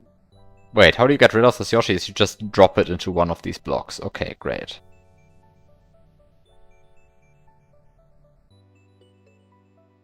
But the problem is that to reach this Yoshi, you would need to... That's the problem somehow. To reach this Yoshi, you somehow need to remove this block again. To remove this block, you need to press this P switch. It's not a huge problem, but it's mildly annoying.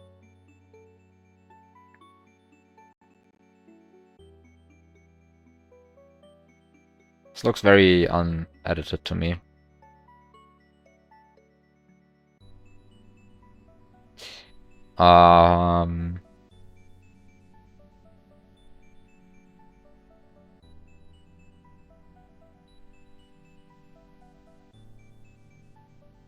This looks very unedited to me, so I guess... Yeah, I mean, Wings exit is not the solution anyway. I mean, I kind of knew that because... Because you don't want the normal exit, I think. I think you want the secret exit. Which I guess means that the sort of real remaining question is, how do you get a power-up? Right, because the moment you get a power-up... Are you happy the moment you get a power-up?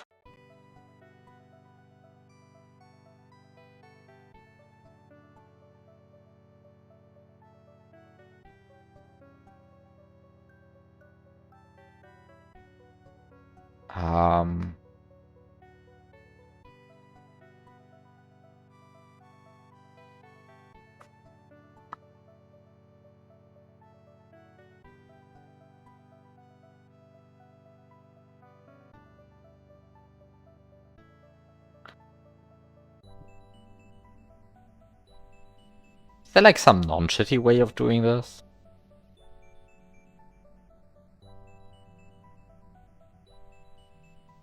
I mean, of course you can do the thing of like, you get the P-switch, you get the Yoshi, use the springboard, throw away the baby Yoshi. Maybe only throw away the baby Yoshi after getting this key, just to have the key. And then somehow use the key to get several Yoshis, and then use the several Yoshis in order to stun some 1-up that's flying around, and then you're happy or something. Not exactly clear to me how happy you really are, but How bad can it be?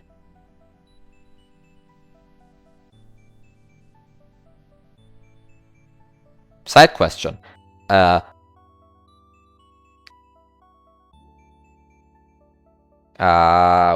I said side question, but I think I can answer the side question. My side question is, can you Yoshify a Yoshi using a sprite coming from a block? And I think the answer is in principle yes, but I don't think they said C2. So it ends up being not so interesting.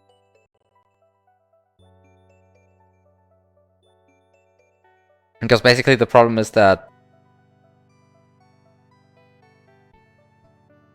Yeah, the problem is that C2, at least by the power-ups, they use it to mark that they're on the ground.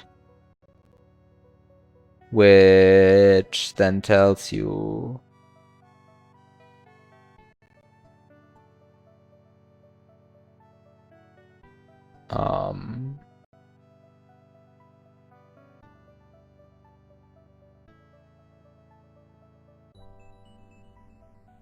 Well, which then tells you that a power-up from a block cannot be Yoshified in any useful way. Anyway. I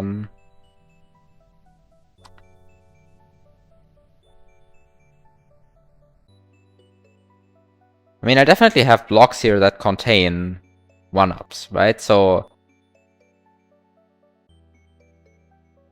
it shouldn't be so hard to...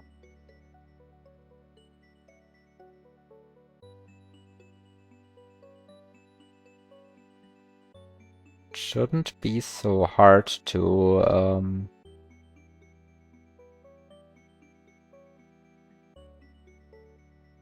stun a 1-up and then double stun it to get a keyhole. I say that, but it's probably going to be a bit of a logistical nightmare. Mostly because I don't know how to get the mushroom. If I knew how to get the mushroom, it would be fine. Maybe it's also fine without getting the mushroom. It's not so clear to me.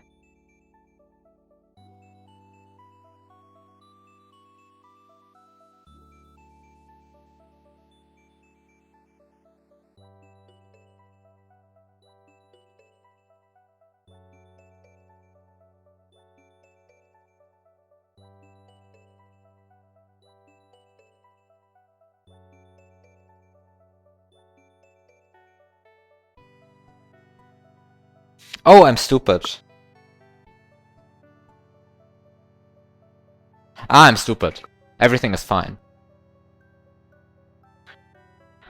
Everything is fine, I think.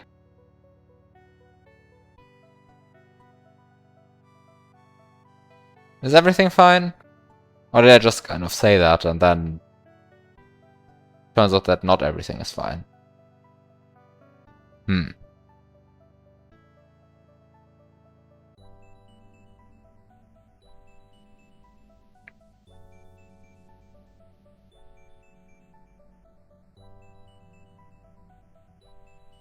Okay, maybe not everything is fine.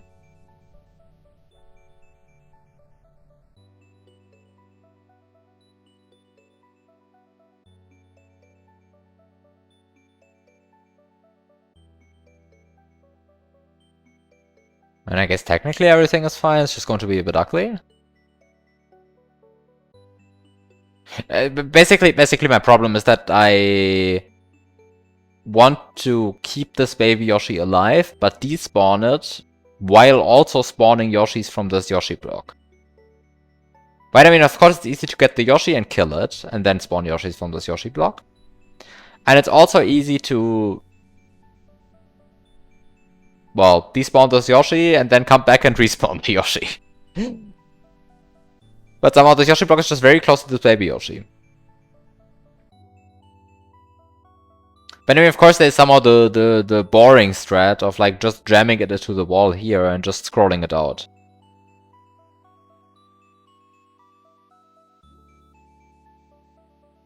It's a bit boring. But I guess it works. Maybe I should double check if we even have to do it, because there's actually a different strat. Let me just cheat for a second. cheat, cheat, cheat. Hello, come down here.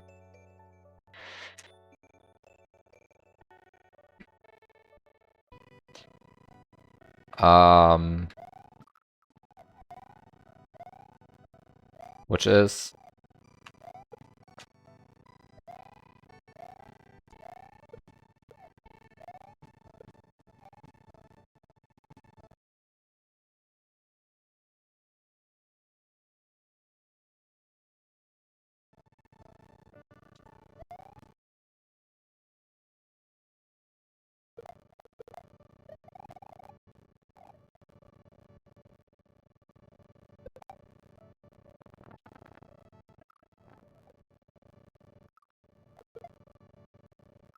yeah, but it takes like ages. Also, to get back there, like to get back to the left.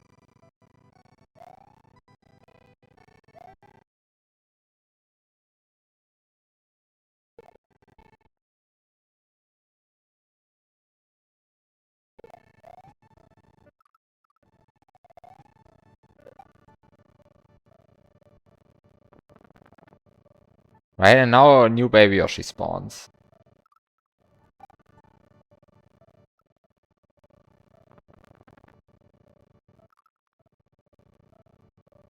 Ah, right, and you see a new one spawns immediately. I mean, I guess the problem is that the pipe is in the way. If the pipe weren't in the way, then... So maybe you should just stand here and wait for the pipe to, like, do its thing, and then you go away.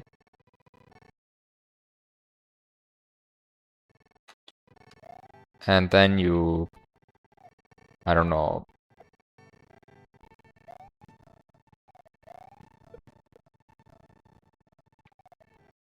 I don't know, like... Get the P-switch. Because you might as well get the P-switch. Actually, you can just get the P-switch separately. You don't need to do it now. And you... I mean, this is a cheat anyway. Oh, wait, you would have to get the P-switch before this anyway, because... yeah, okay. Forgetting the order of things to... Forgetting the order to do things in, but...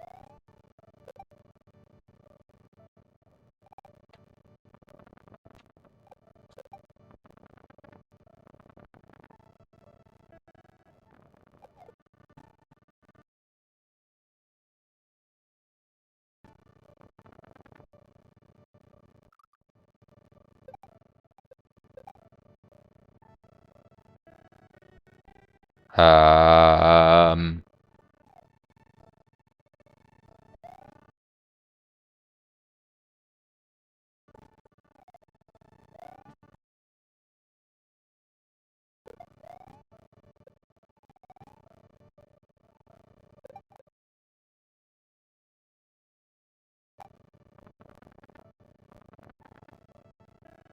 Ah, but this still is not fast enough.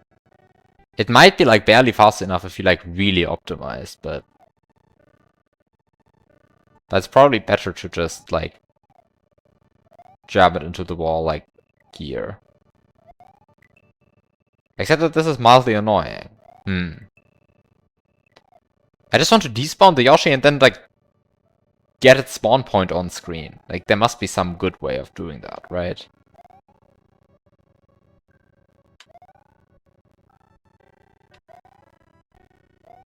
I mean, of course I can, like, do this. But there's a reason why I don't want to do that. Is there actually a good reason why I don't want to do that? Yes, there is. Annoying. Mildly annoying. Okay.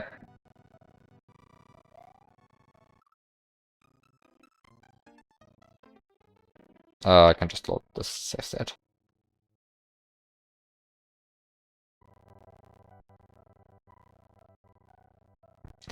Okay.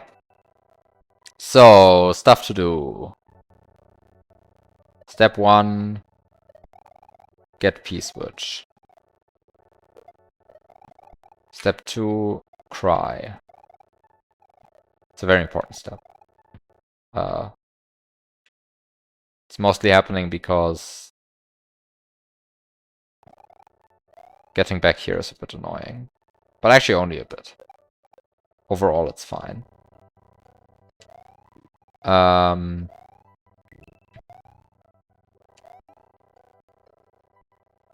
Step 3 is just pressing this P-switch, because why not? Like, actually, just press the P-switch?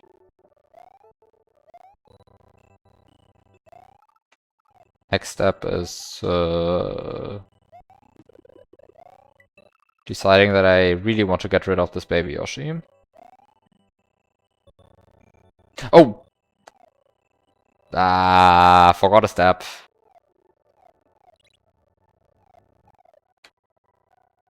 Forgot a step.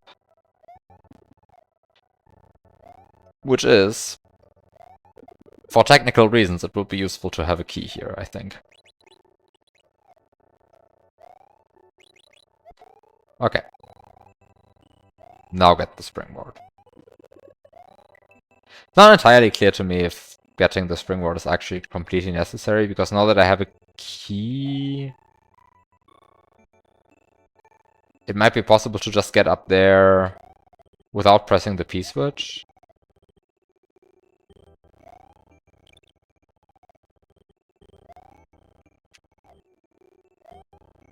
But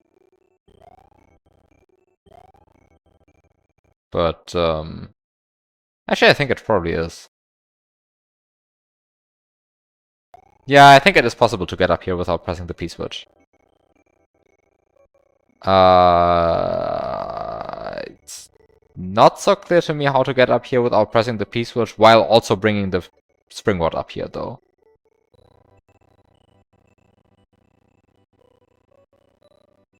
It's also not entirely clear to me if I actually need that. But oh well.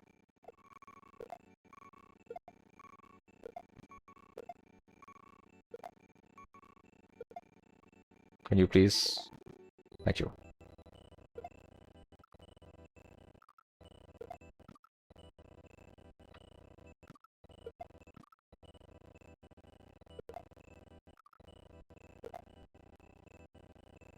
Oh, that was good.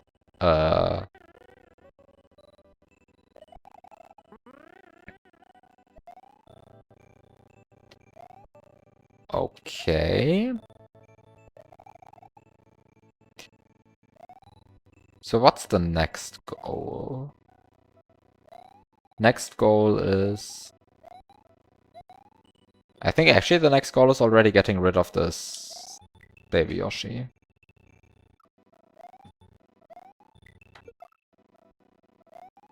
Ah.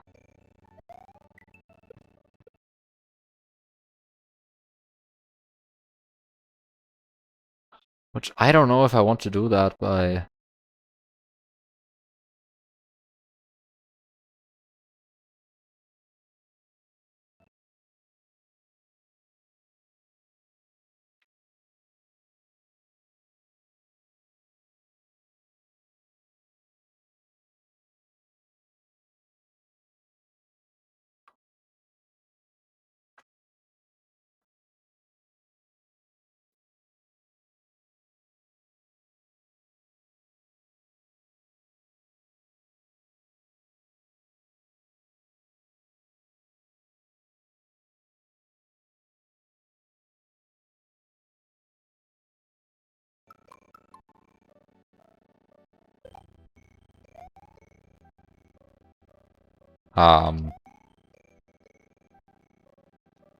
Very reasonable strategies here. So the thing is, if I now pause the baby Yoshi to the right, at some point it will fall off screen. And then it won't respawn for a while, because its spawn point is currently on screen. So I can safely get... a bunch of... So I can safely get a bunch of adult Yoshis.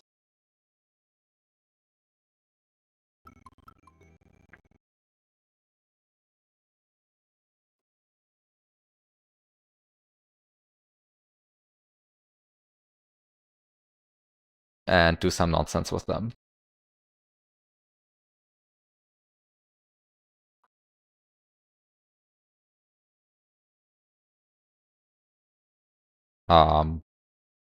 Where my pausing, by the way, here is extremely inefficient because I'm unpausing on the wrong frames like half of the time here.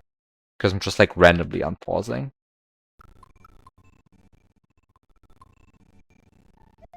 Which is extremely stupid because the first frame after, like the first frame you can unpause is always, I mean, is typically the one that you want to unpause on. I don't want to say always, because always is probably a bit strong of a statement here, but most of the time that's what you want to do. I think I want...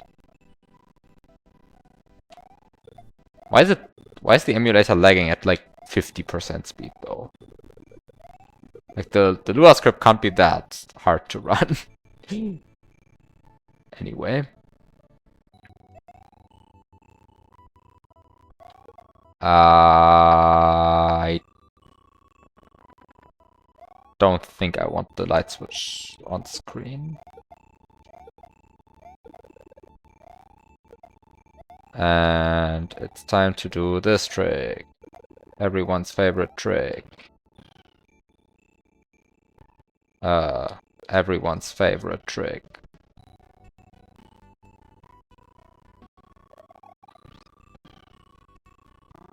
I think this worked. In the sense that if I now throw away... Oh, this didn't work. Wait. What? Am I stupid?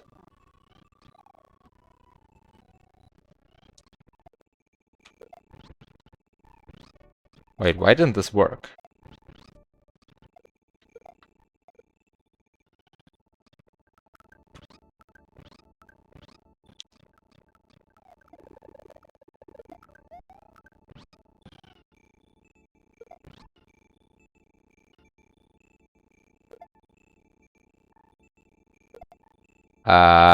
Yeah, imagine not having the giant sprite table on screen to see if it worked. Yes, absolutely. Much more convenient to have like another 200 numbers blocking my view than to just sometimes have to check something like this. I mean, I recognize that this giant sprite table would display this information, but it's a bit too much information.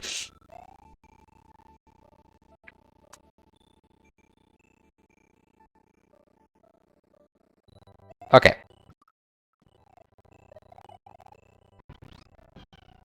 I think the next step should be to cancel the invisible Yoshi's tongue. I mean, now this is just standard procedure, right? I mean, somehow. Almost completely standard procedure, what I'm doing now.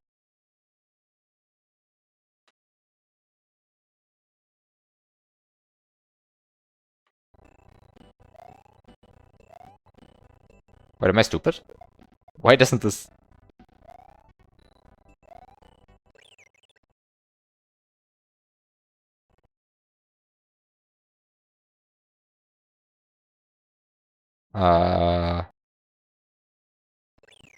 I'm so irritated by the rewind sometimes only rewinding one frame. Because I have my rewind set to 2 frames. But it always rewinds to an odd frame count. And that's fine and all. Because it always did that. Except that it used to be the case that the first rewind was sometimes 3 frames and sometimes 2 frames. And nowadays it's sometimes 1 frame and sometimes 2 frames. And both of them are fine solutions to the problem of how do I rewind 2 frames, but I don't have a rewind state 2 frames ago. But they round in different ways, the old BizHawk and the new BizHawk. Ah! It's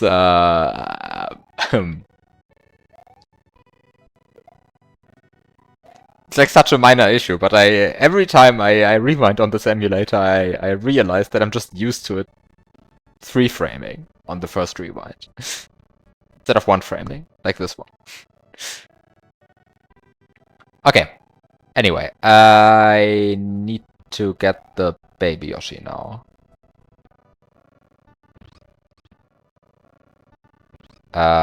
So just get the baby Yoshi now, which is...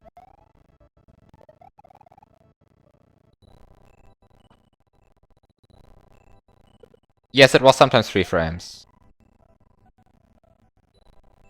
I mean, the thing is, like, always having a 2 frames would mean that the emulator actually sets the state every frame, right?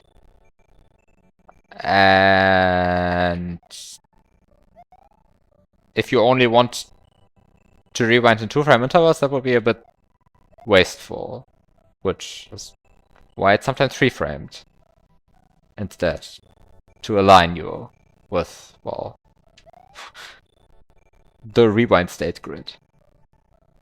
But actually, I couldn't tell you which versions of BizHog have which behavior, so I mean, I skipped a bunch of versions, right?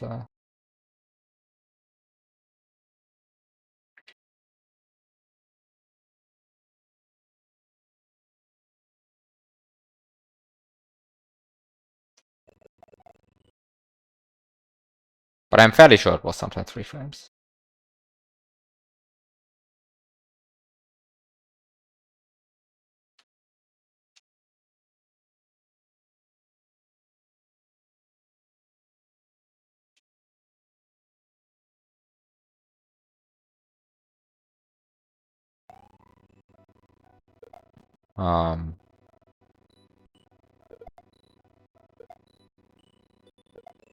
Yes, that's clearly the correct way. Actually, that's not a bad way at all.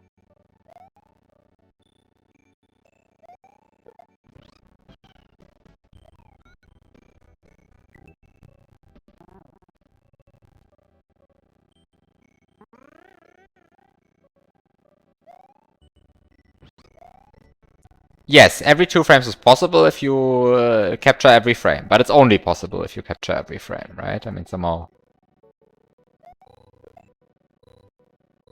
Or if you use Task Studio, but Task Studio has like such ridiculous overhead. I really don't like Task Studio. I mean, maybe I'm basing this opinion on old versions of Task Studio, and newer ones are actually completely fine.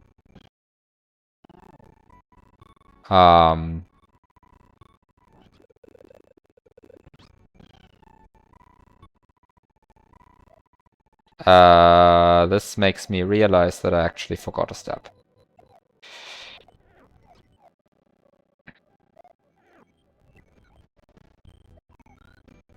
Which is get rid of this key.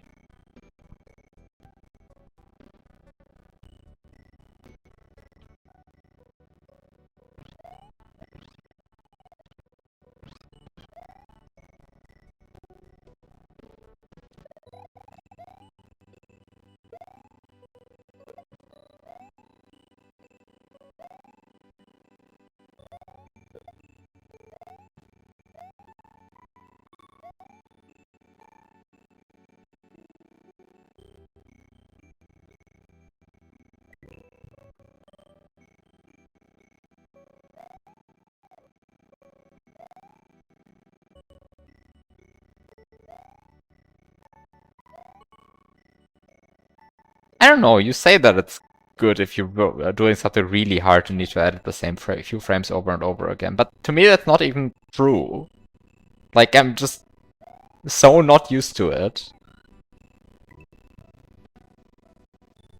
But it might be that Test Studio has gotten better. I have no idea, because I haven't used it in, like, literally 4 years or something.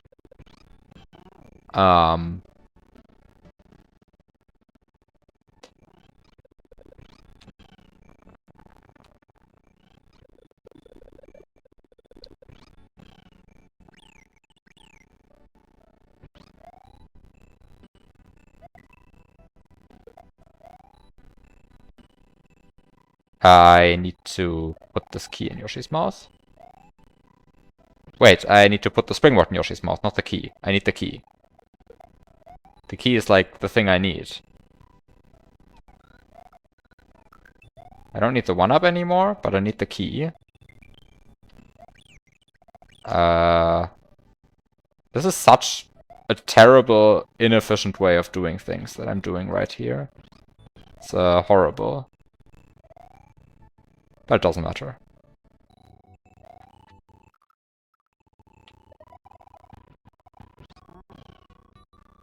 There we go, that's my keyhole.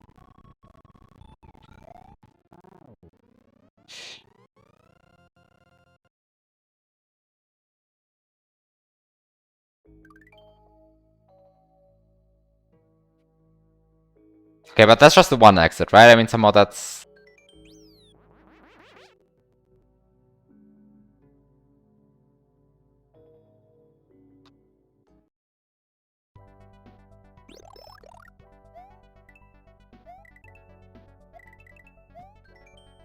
Like, yeah, okay, great. That was the any percent ending.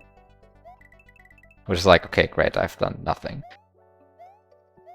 But okay, wait. I never said why, what annoyed me about Task Studio so much. Which is that if you rewind 2 frames, it might be that this has changed, but if it used to be the case that if you rewinded 2 frames, then it would rewind like 5 frames and then play 3 frames. Because it didn't actually internally state every frame, it just internally stated like every whatever how many frames. I think that's different nowadays, but... that made it impossible for me to like even just open Task Studio and just play normally. Because it just did that.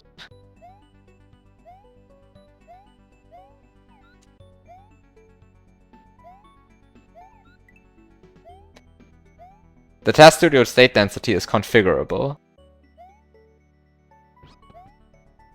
I can't actually go to like the ancient version of BizHawk that I used to use and check if it always was configurable. But if it is now configurable, then all good.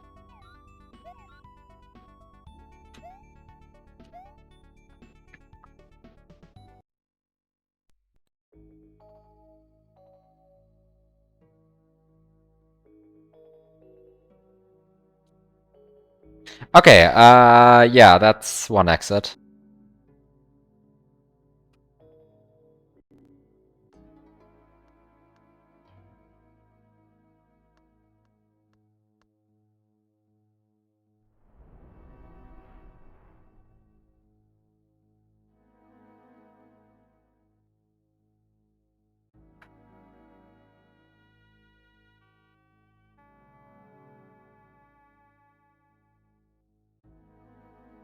Let's set a pointless save set here.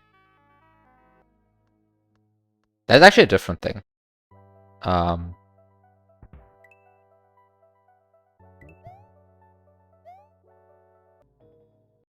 Which is...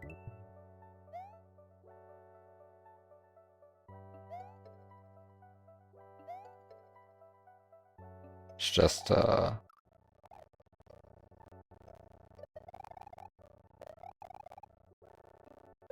do this part again.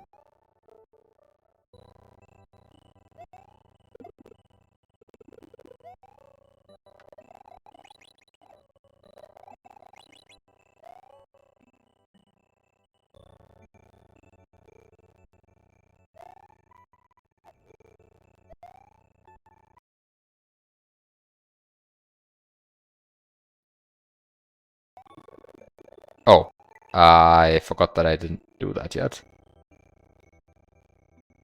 Oops. Also, I don't know why I'm doing this without the script, but it works, so what's the problem? Uh,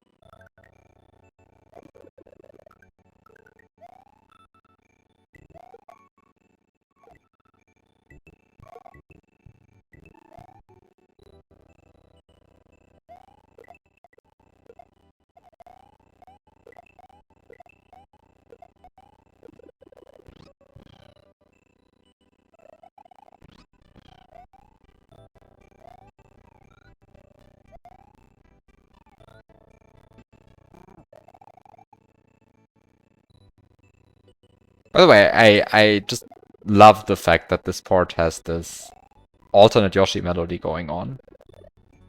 Like, it's really nice. There are almost no ports that actually do this. But this one just does. It's really cool. Anyway. Normal exit. I don't think this is useful in any way. I think you're just like soft locked if you do this. Yeah.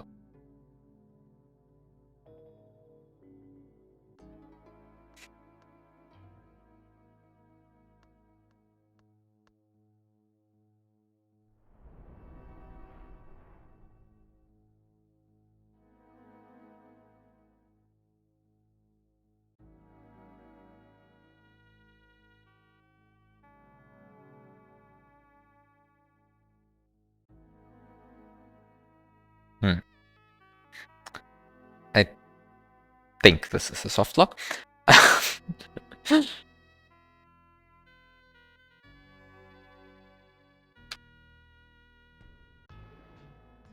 Unfortunately, I can't start select out of the overworld. Yeah, this is the 80% bad ending. The bad ending. There we go.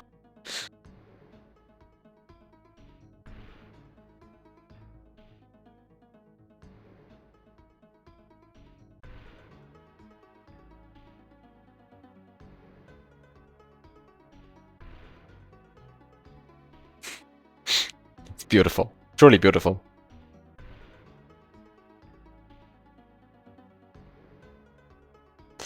Okay. Yeah, I mean, Mario and Yoshi are soft-locked together, so this is, I mean, imagine being soft-locked alone, right? Yeah.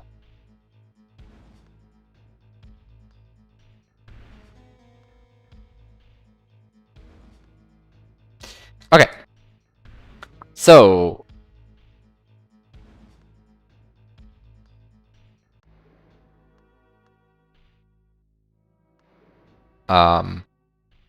now that I've gotten the exit, how do you get the second exit? Have a good night, Artin.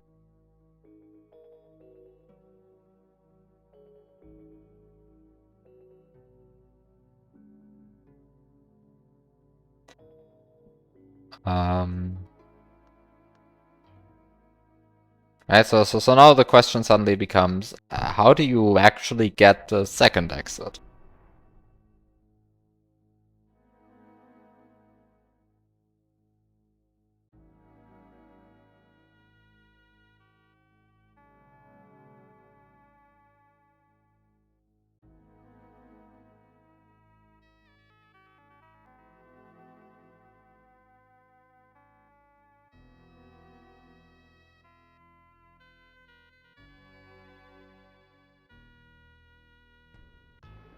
Which is, I think, closely related to the questions. What the fuck is up with this level? That's one question.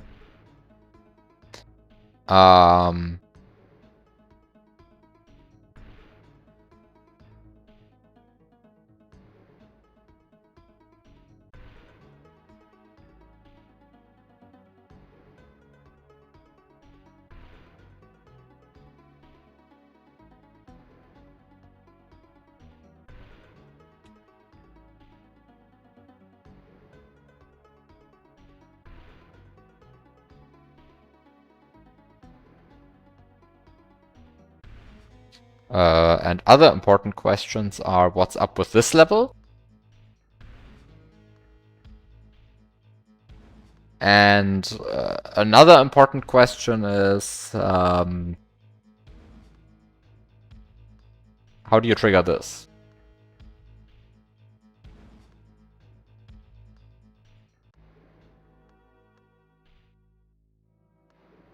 Somehow, these are the interesting questions, right? And I guess that's the actual puzzle, right? Because so far this was so tame.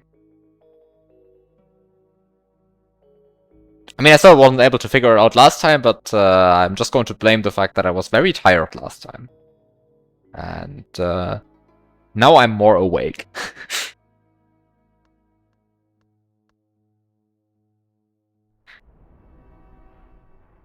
So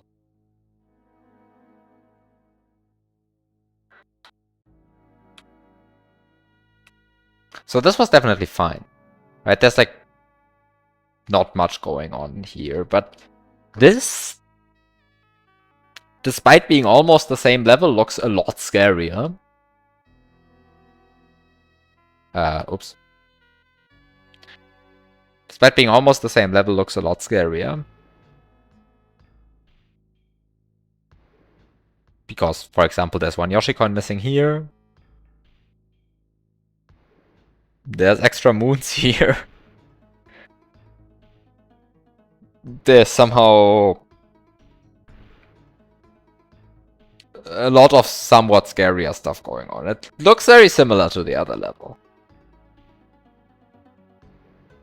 But it is a lot scarier.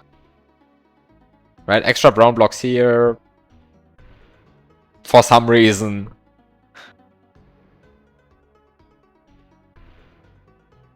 What is this coin doing over here?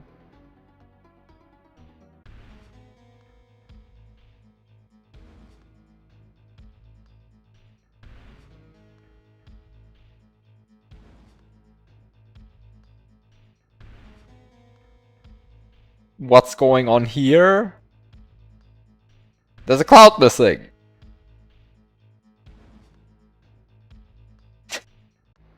What's going on? The clouds, the clouds, they're all gone. Ah, look at this. Ah, this is how it used to be. Ah. Yeah, you see problems.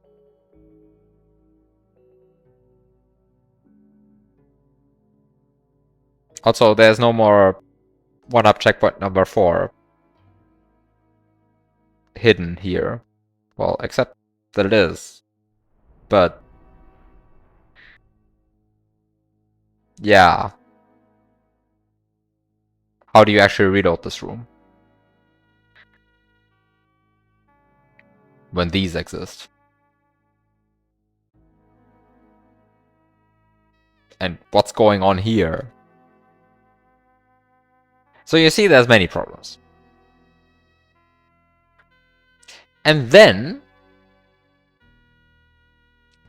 in addition to all of this, there's this version of the level. Which also exists. And this one doesn't have the coins or the death blocks here, so you can actually use this door in this version. Not entirely clear to me why you would want to do that, but you can. For reasons like, enter this door 256 times.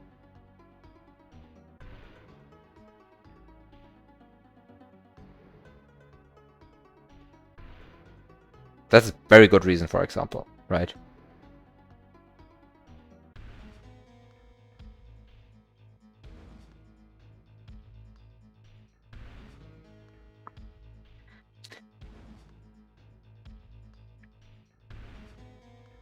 Have we checked what actually happens when you do that? Yes, sort of. I think we talked about it sort of, because we talked about what's Mario's overworld position when we are on the title screen. And the answer is 0. So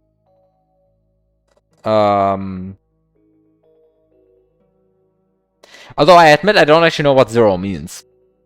That's the thing, because normally when you enter a level, you're not at overworld position 0. You're not grid aligned. I think it probably doesn't matter, but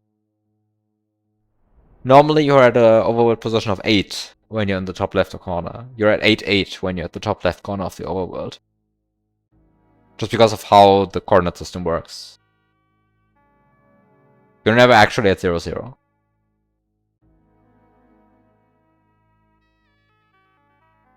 I mean, it doesn't start that much in the level. It starts like here, right? But in fact, I was considering if these coins actually have an impact. Because I think this is deep enough in the level that the overworld overworld data already starts. But yeah. But yeah, right, I mean, somehow it means that you are triggering it means that you are triggering a Noyoshi intro, I think. Is this a Noyoshi intro? Ah, no, this doesn't have a Noyoshi intro, you just die. So this is just a very elaborate way of dying on the title screen. Ah.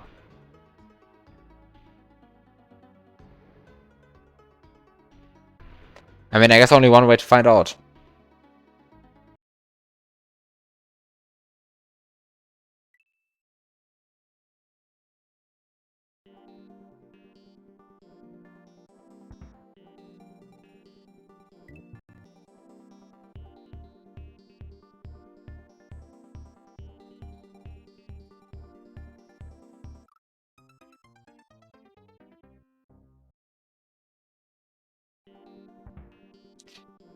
Okay.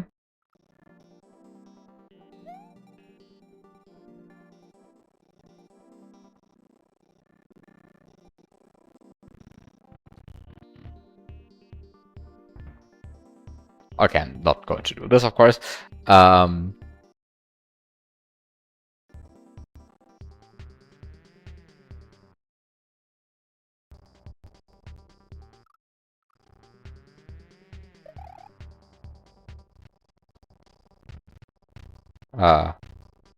So now it's 255, and now once more, for good measure.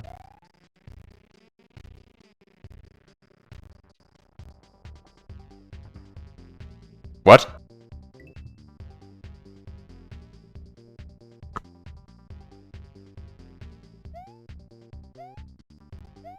Huh. I guess this makes sense because our game mode never changed, right? No. Huh. Wait.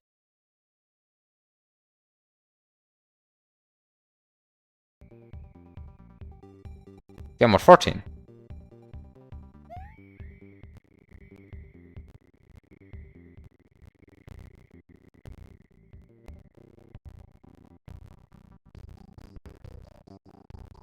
I don't know which game mode we're in here.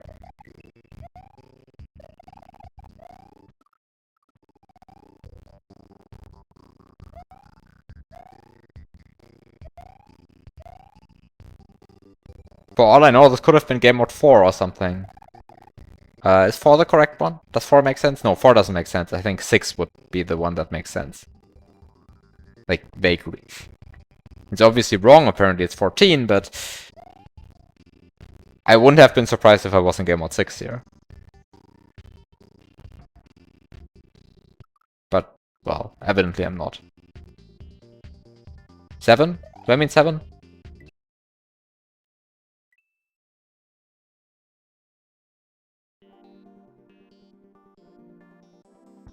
Ah. Yes. 7.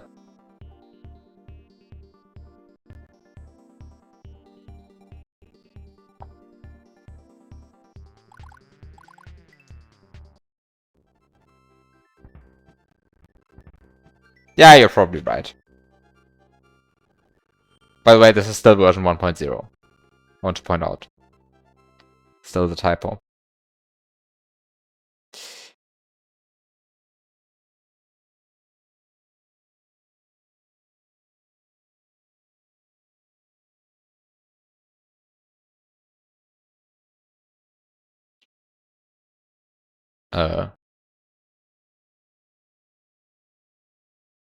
Hello? Emulator? I think my emulator just died.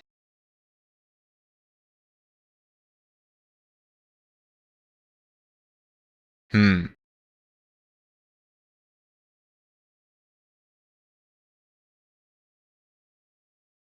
Oh well.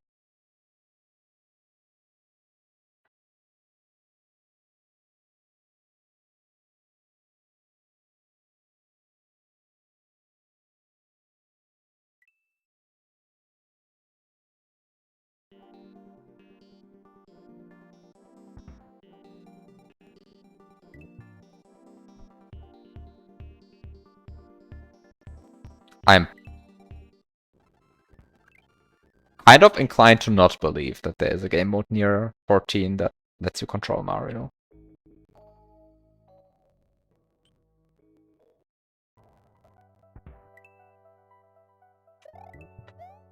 Let's just double check this fact.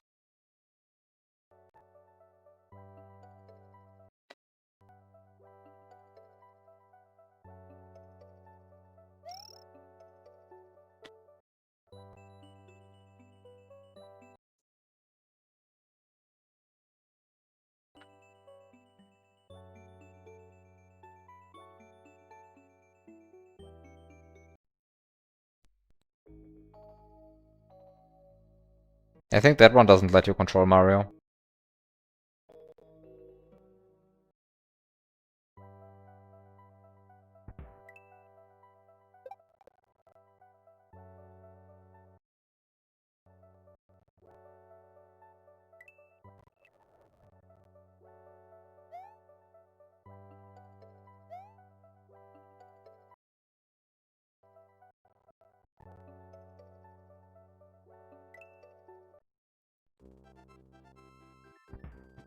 I believe that's also not the correct one. Wait, what just happened? Um. Huh. The game might be confused about which level we're currently in.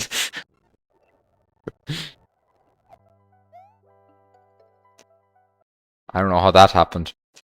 Um.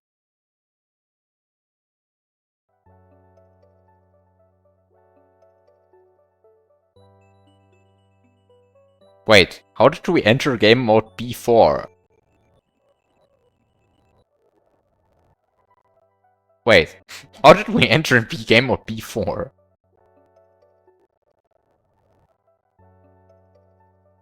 Wait, game mode 18 exists, right? I'm not making that game mode up.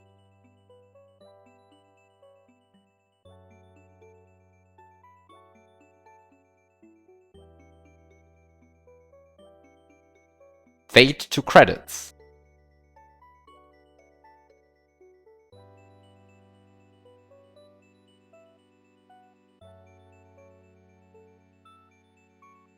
Hmm.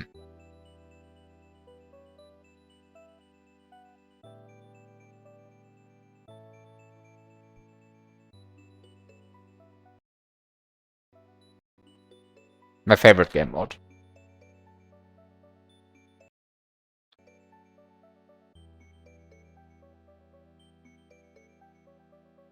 Hmm. Does this count as beating the game?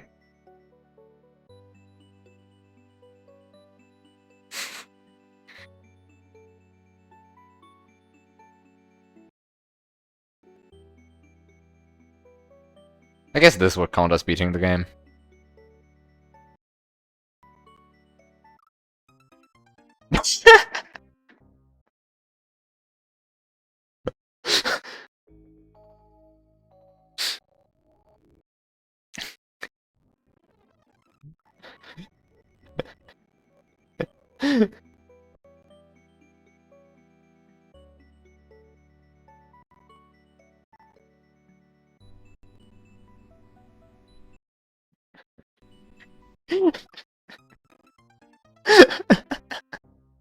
Okay. Um.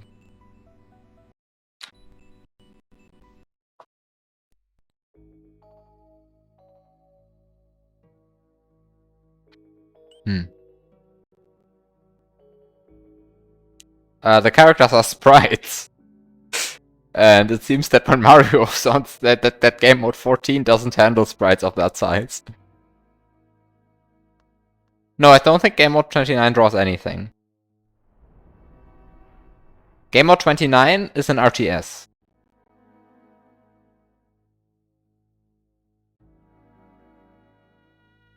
I think. Yeah. Yeah, not cleared by game mode 29. But game mode 29 is just an RTS.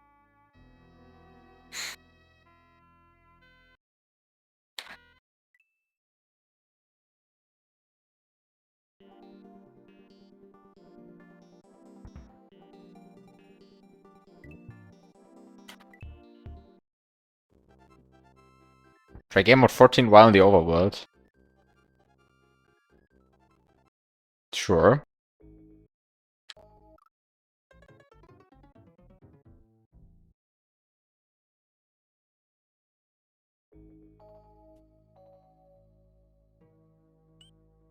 Hmm.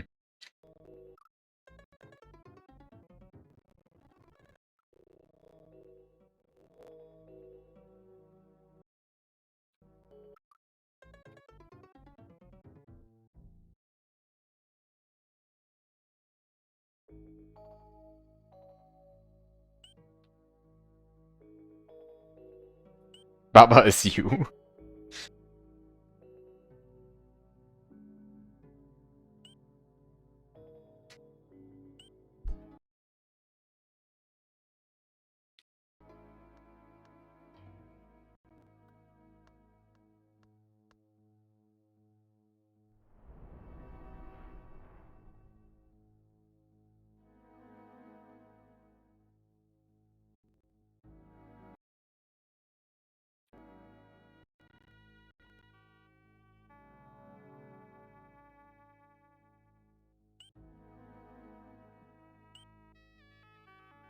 Okay,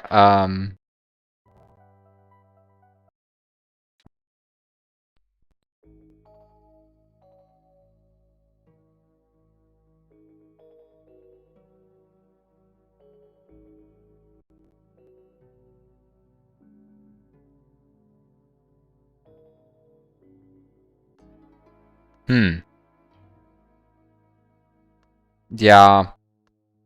Right. This is overworld game mode while in level. I particularly like the 1-second lag spikes every time Mario walks past the tile.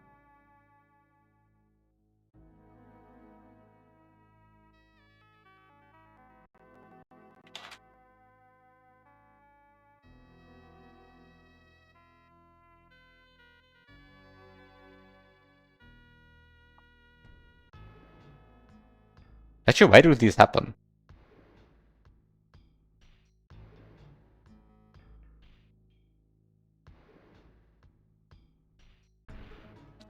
Oh, because he's walking on these red tiles.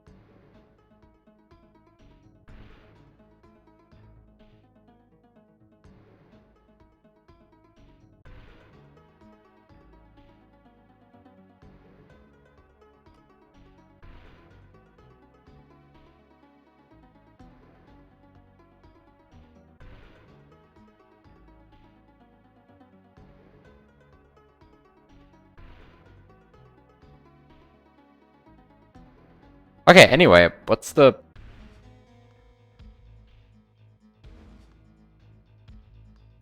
actual goal in all of this? I mean, I guess goal 1 should be reaching this level, which is already, I think, a non-trivial task.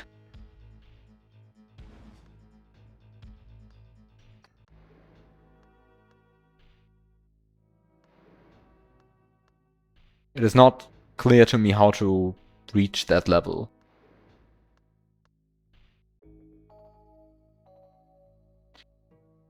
And yes, I believe that reaching this guy would bring you to level 6. Because it would allow you to, I mean, somehow on the overworld you start on a Mario's actual position is on a star, right? On a warp star, and the warp star warps you to level 6, if I understand correctly. Oh. You heard that? Oh, not a level tile.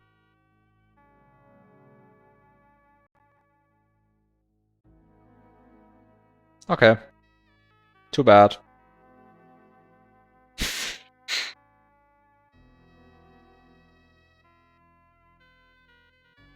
So yeah, I believe that reaching this level, this display level 1 message, reaching this display level 1 message would definitely bring you to the warp star, and the warp star brings you to level 6. And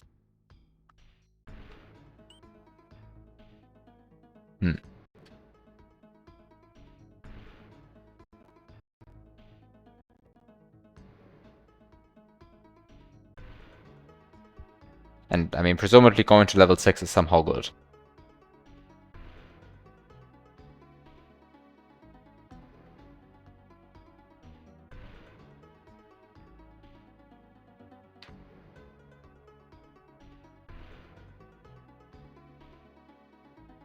Because I mean, also level 6 is just in a different part of the overworld, which is somehow more useful, I think.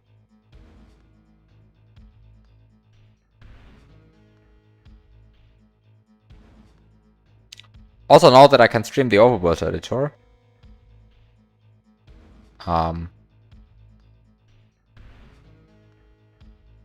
event 6. You see this down here? Down here? Event 6. This is the path. This here is event 1. Oh no, event 0 apparently.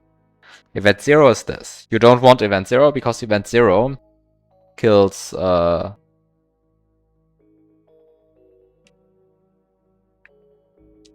this level tile. But you want event 6. Because you want to go to the level tile. Now, the other thing is,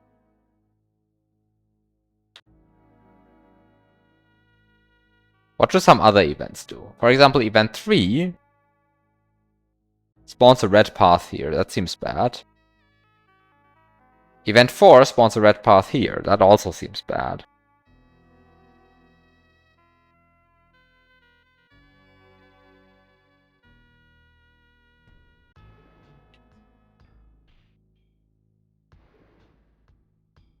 Event 5 spawns something here. But it also spawns a red path here, so that seems bad. But event 6 also spawns a red path here, so that also seems bad. Actually, do I understand this correctly? Ah, by default there's a green path here and a red path here.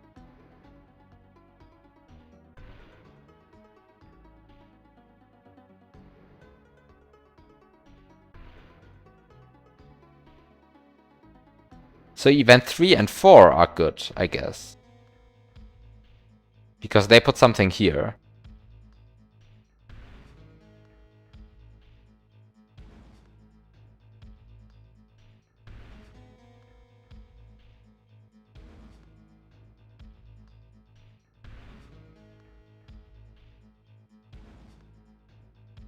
Huh. So event 3 and 4... I mean, mildly confusing overworld, yes, but also just mildly confusing interface by Lunar Magic.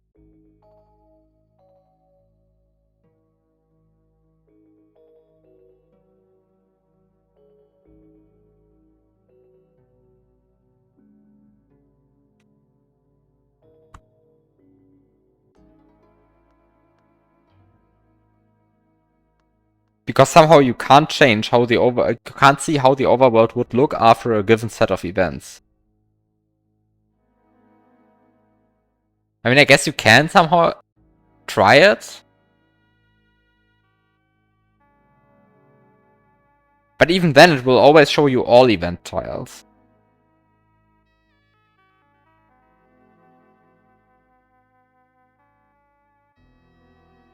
Like, you can't do... Ah.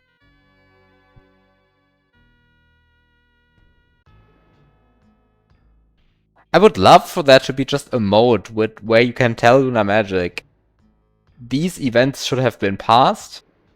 Now please tell me how the overworld would look after that. Can I somehow do that? Oh! Future layer 1 tiles is a view option. Ah, you can disable it. And suddenly, I guess this is what I actually want. Ah. You just have to yell. Okay, so let's say event 3 is passed.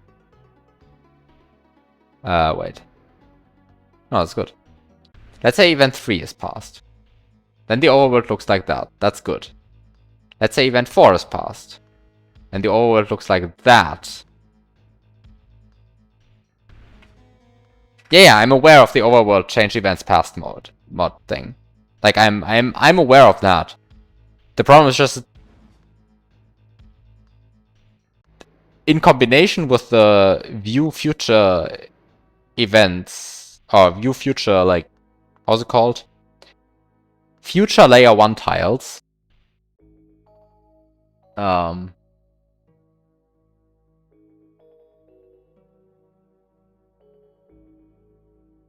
Combination with that, it was very confusing.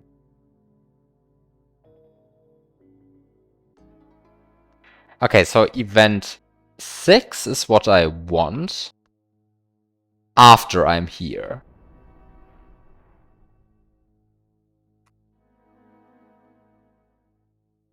But to get there,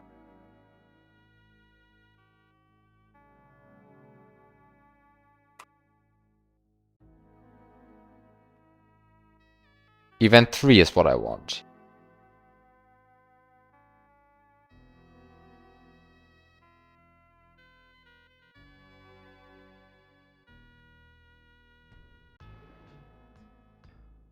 Or event 4. Event 4 would also be good.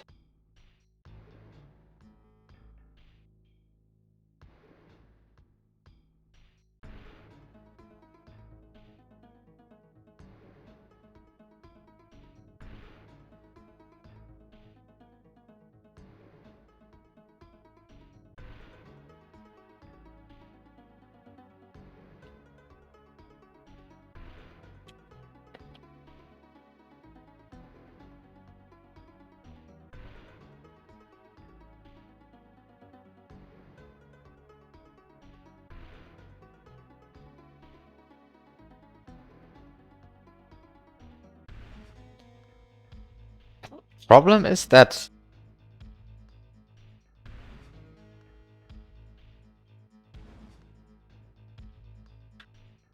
okay, this reveals on 4.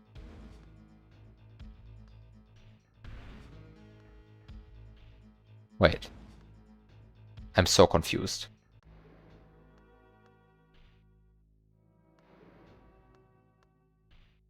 Oh, because I have this disabled, it doesn't show me that anymore. Oh, and instead shows like this. But this reveals on 4. So the question is, do I want it to be revealed or not? Because in fact, there is a point to be made that I don't want this to be revealed, I think. Because a non-revealed star tile is just a level point, I think. So that would allow me to reach level 19. And this is level 6 and has base event 3 set, but however the direction to enable when normal exit is passed is up. Whereas the direction to enable when secret exit 1 is passed is down. Ah.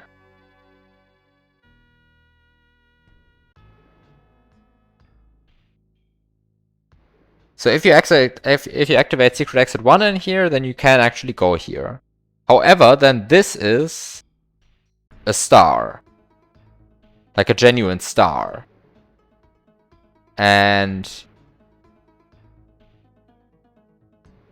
7B, 7A. So, okay, and then you get warped here again. Which is not what you want. Ah! Ah! That's annoying. I hate this overworld.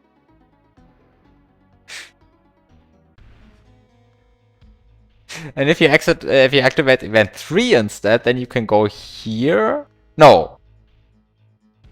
Then you can't go here.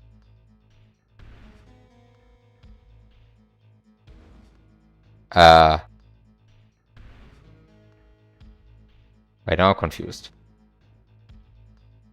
Oh no, this also is correct. I was just mildly confused. Okay.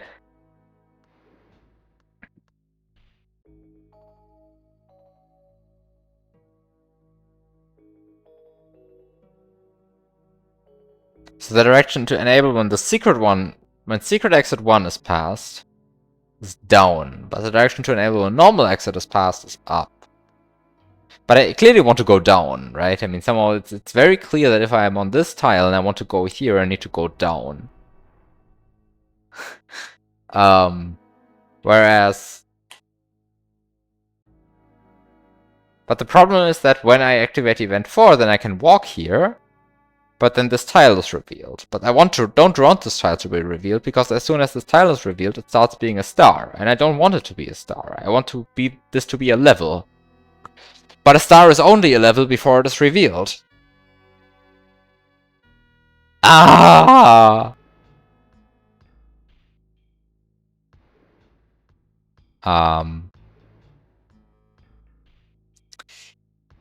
There might be a gap in my glitch knowledge, I think. Because I don't see how to resolve this problem right now.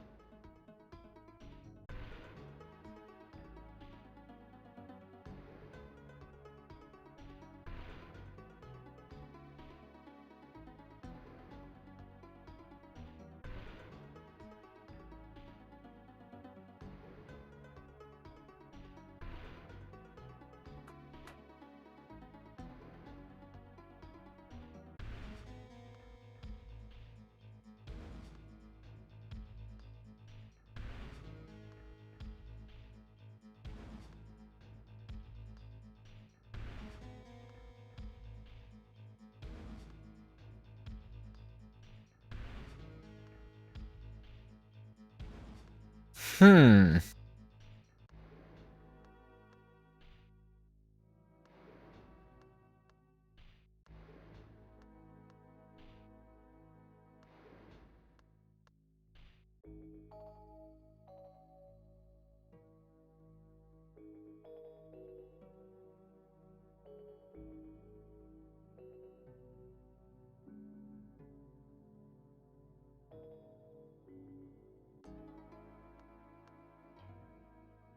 Hmm.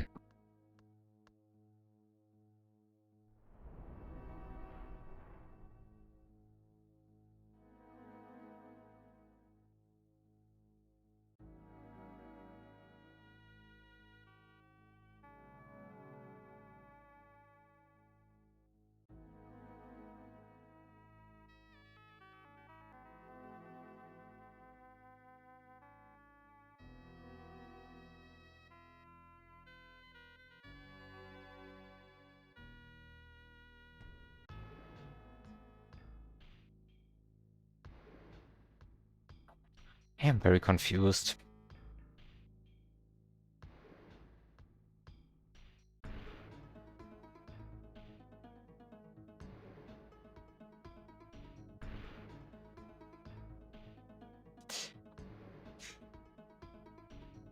Because if I activate event 3, then I can't go down. If I activate event 4, then I can go down, but this becomes a warp star. So I somehow need to find a way to get from here to here without revealing this tile?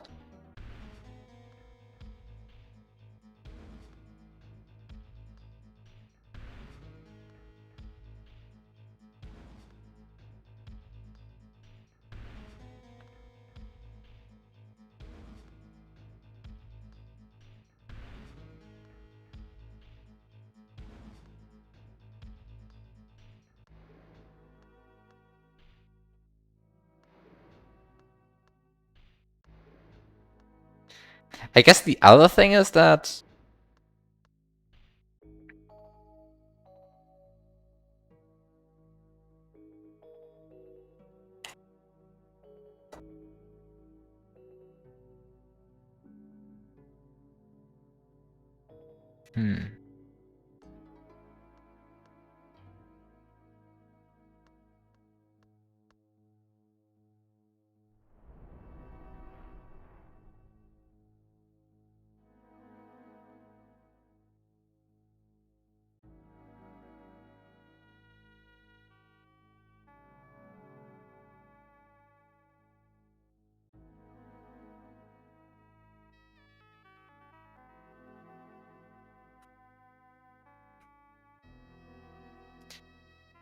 okay, but maybe I should actually just ignore this problem for now and think about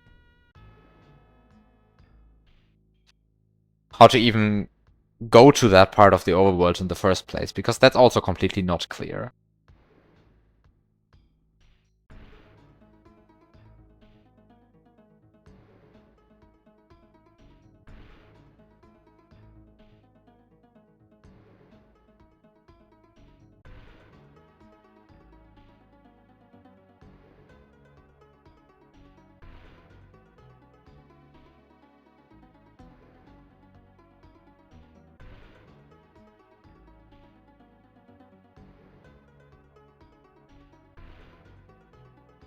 I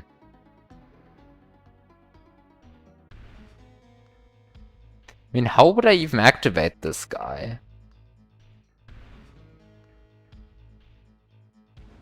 I mean, somehow the obvious thing would be to just collect this Yoshi coin. I mean, to make this Yoshi coin not spawn. But how do you make this Yoshi coin not spawn?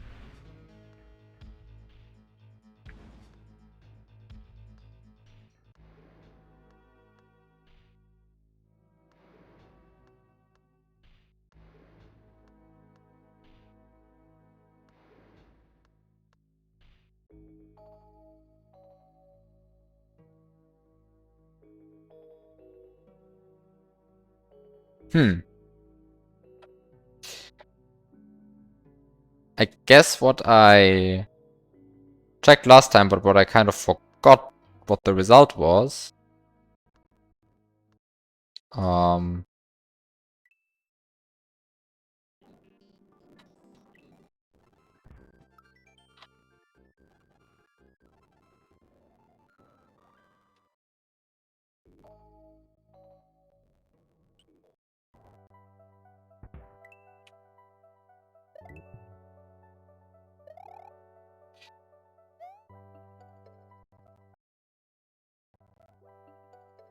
um,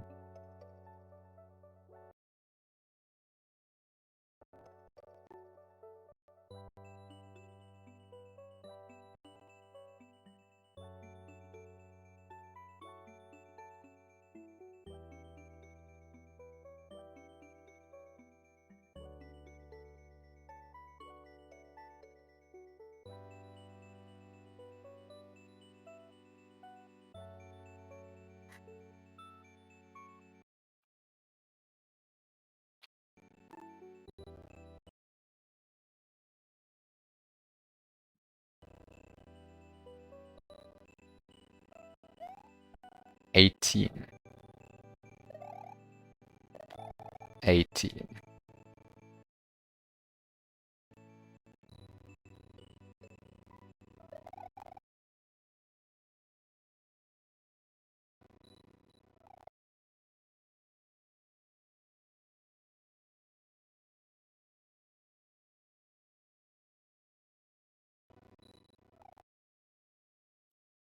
And yeah, okay.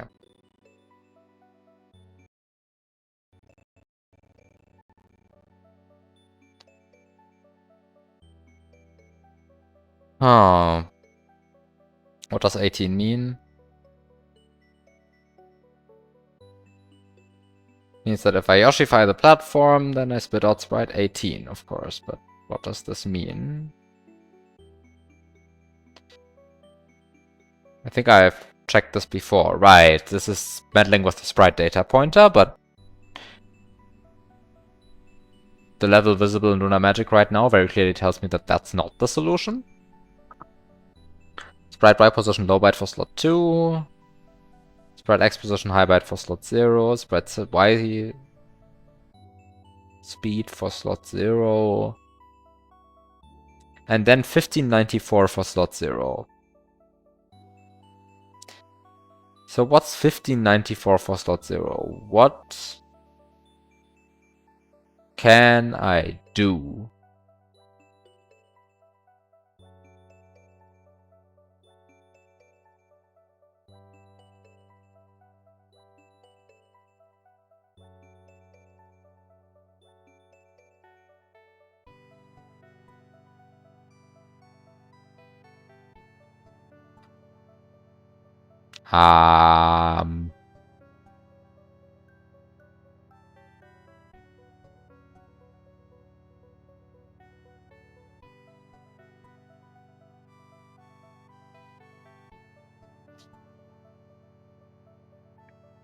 Okay, so the mildly concerning thing, of course, is that 1594. Okay, so the mildly concerning thing is if I Yoshify this platform, then this just works as you expect, because the platform spawns on a line guide tile. So C2 is set, so you write the platform, and you can spit out the platform's contents the platform's mouth's contents, and this content will be slot 18, hex 18, which means that the facing direction of sprite hex 18 will be newly written, and the facing direction is stored in 157C, which turns out to be 1594, which turns out to actually be table 1594 for slot 0. Now, if the platform is now in slot 0, then this causes the platform to spit out its tongue. Does this make sense? I guess this doesn't actually make sense, because I think at this point the Yoshification is over. But maybe the Yoshification isn't quite over yet. Huh.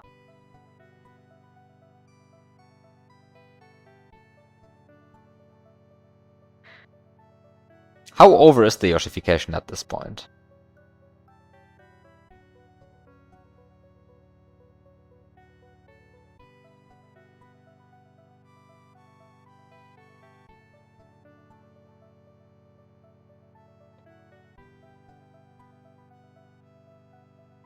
So, I mean, I guess the Yoshification isn't quite over yet, so I guess saying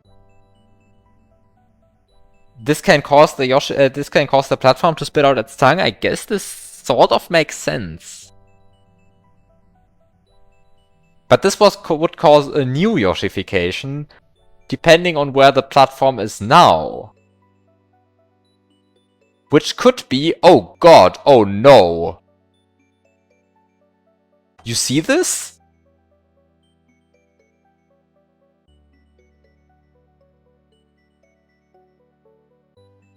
Oh god, oh no.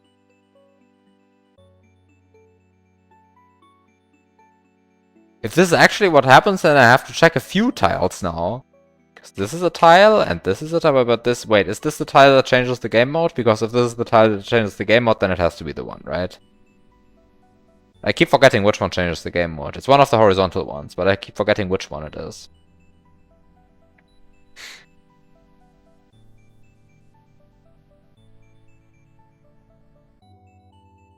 It's this one. This one is the one that changes the game mode.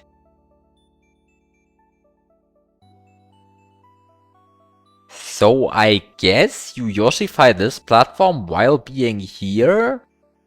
making sure that the platform is in slot 0, then the first Yoshification causes the platform to go here, spit out its tongue, causes a second Yoshification, and then you win? This sounds awkward. This sounds like this is not how the game actually works. Maybe this is how the game actually works? But I want to point out that it is very rude that these are this tile and these are this tile. Oh no. And there's this slope and this slope. The possibilities are endless. Oh no.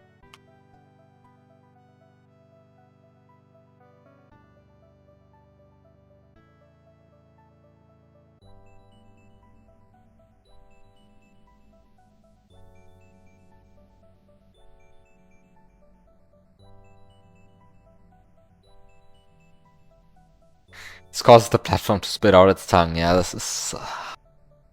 it kind of is just what happens.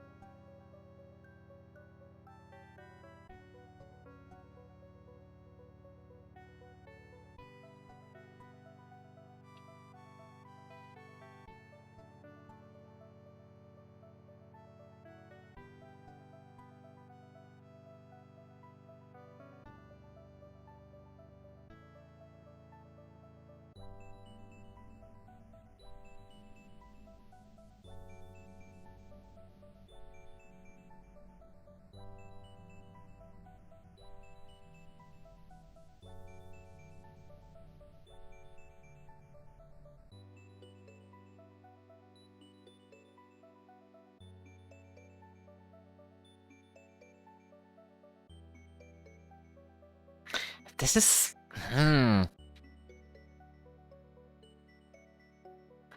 confusing, once again.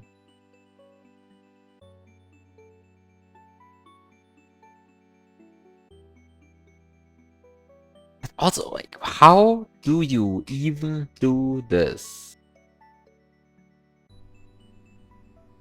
I mean, I guess the point seems to be... I guess...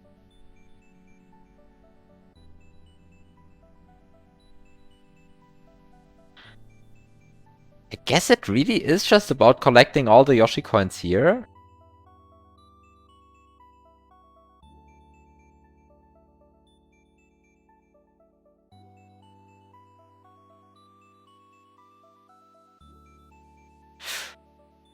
This uses item memory index 2. Just want to point that out. This level does not use item memory index 0. Uses index 2.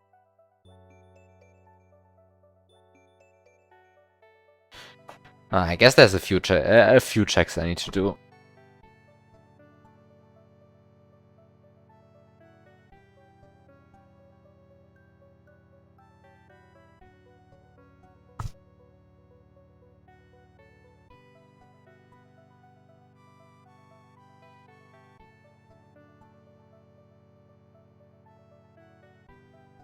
So let's do a few checks.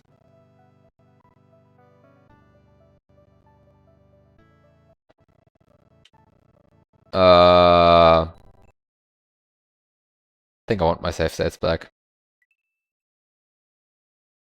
No matter if there's a typo or not. So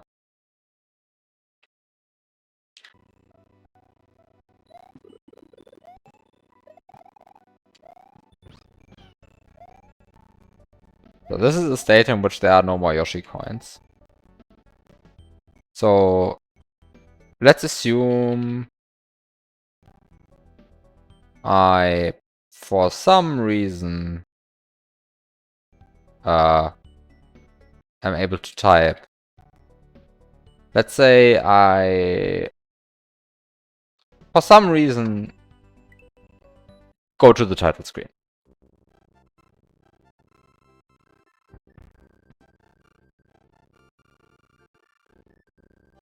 Interesting.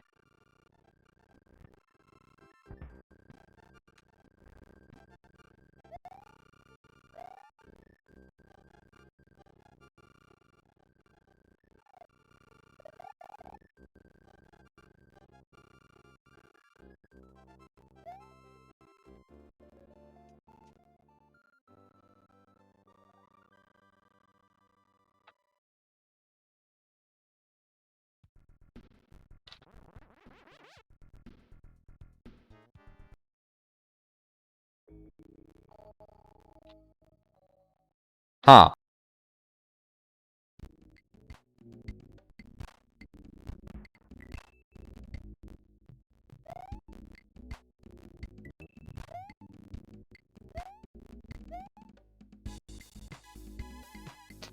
Huh.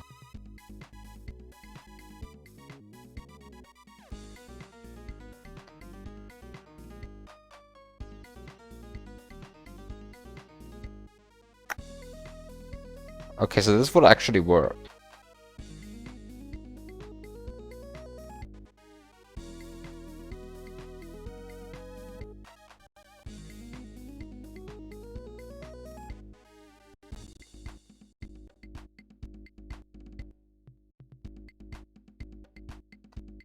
It's mildly concerning that this would actually work. Okay. Okay.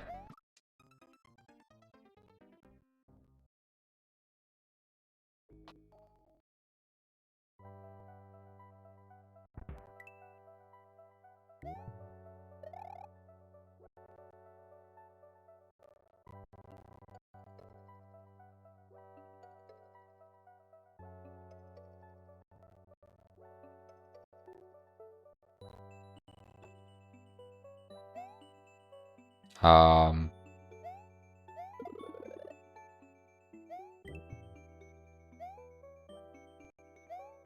Go away, baby Yoshi. I don't need you anymore.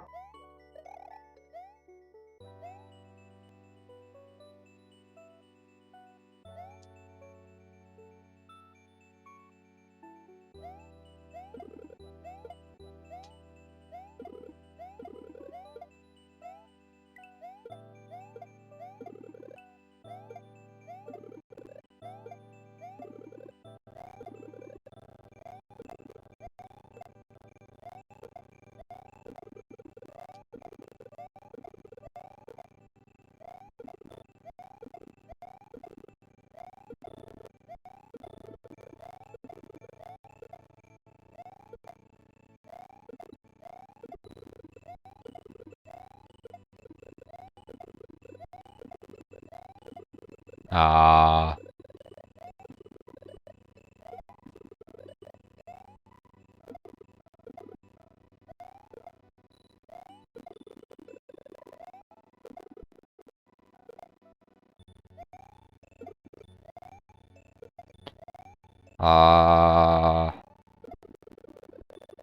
Block more sprite slots using keys. Yes, surely that's going to fix every problem.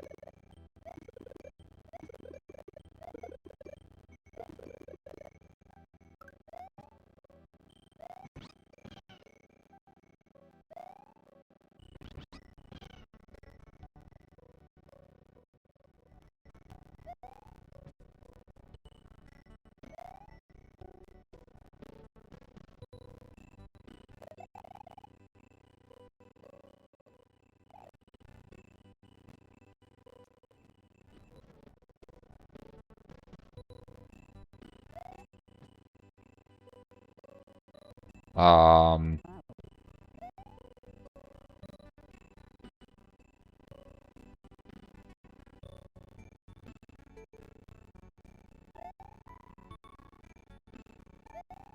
hmm.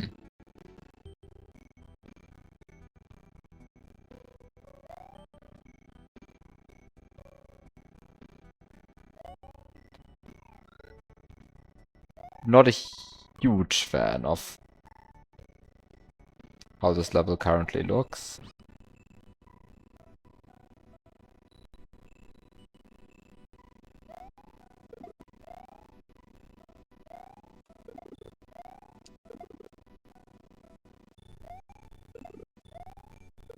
Can I have a shell?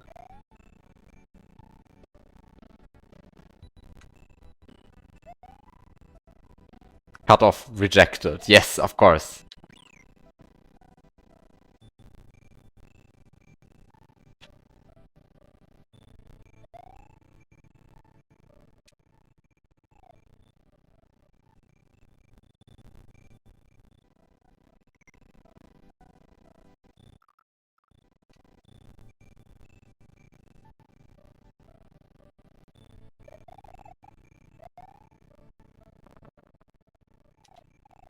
Okay, the problem is that there's one pipe tile too many. I think there could be a pipe tile less here, but oh well.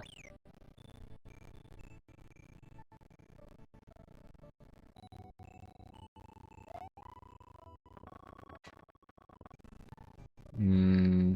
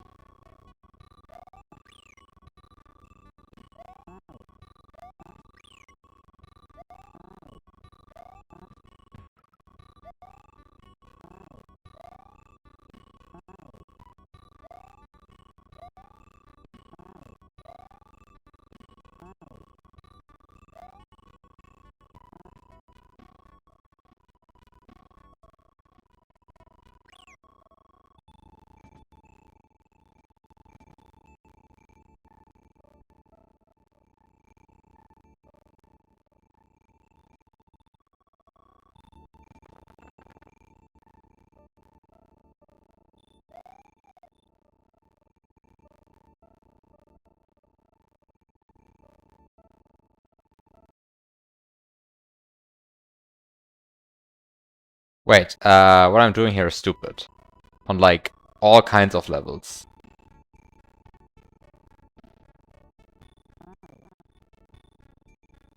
Um, what I'm doing here is like stupid on all kinds of levels. Ah, I see.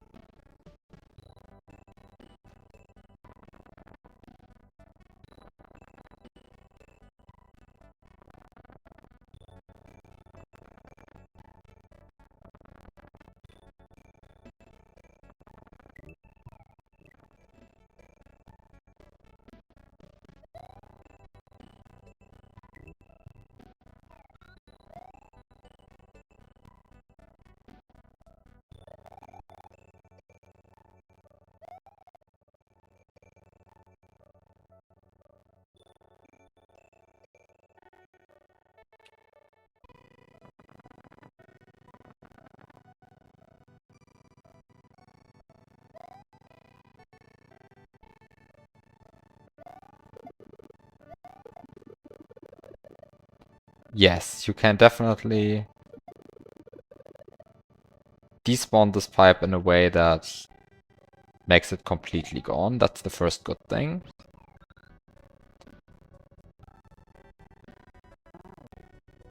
The second good thing is that the Yoshi needs something in its mouth. Okay.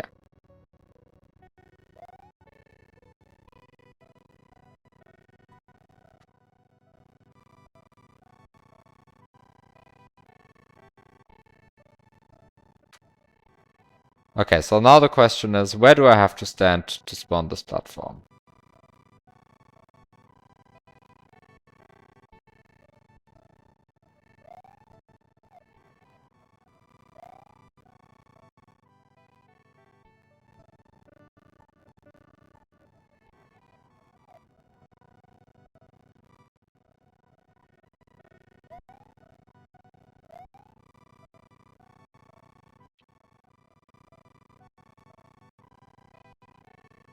So does this? Yes. Okay, so this apparently works. Now the question is, how does 16.0e change?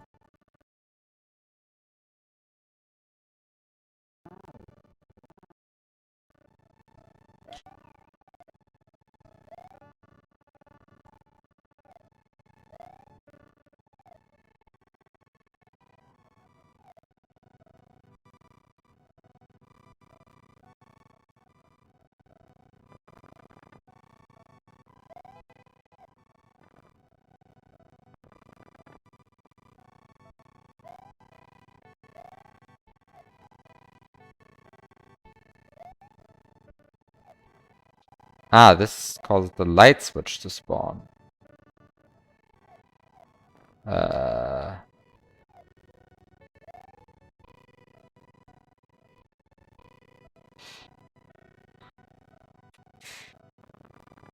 that's bad.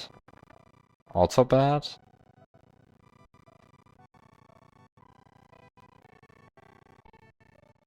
How's the light switch? I don't want the light switch.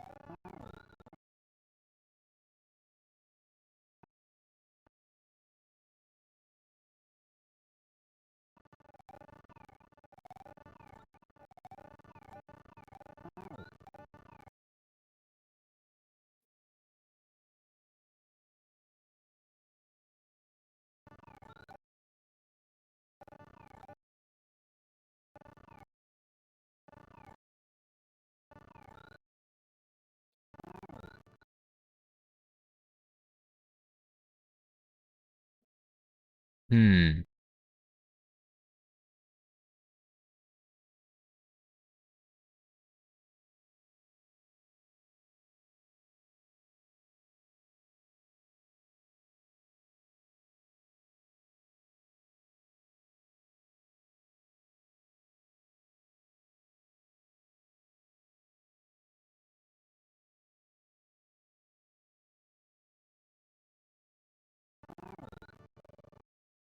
Ah, but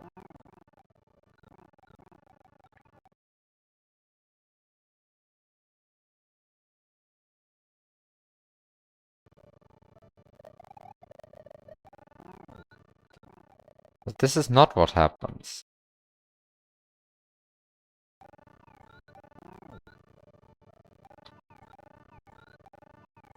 So this doesn't allow me to change the game mode like this.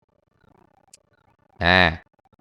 But I'm also not quite on the line, right? I mean, somehow I'm a bit off the line, which is mildly annoying. Wait, I don't have to be off the line. I can just change the... I can't just scroll the camera. Wait, I'm stupid. Right, I can just scroll the camera like this.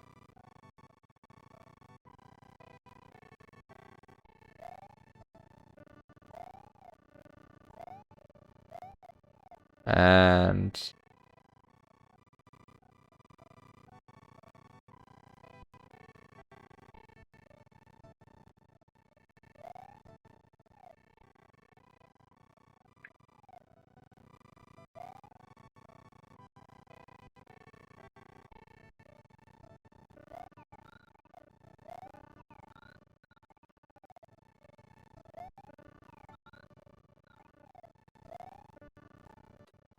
question is, where is the... What's the part of the platform that, like, actually cares about whether the platform is on a line guide or not?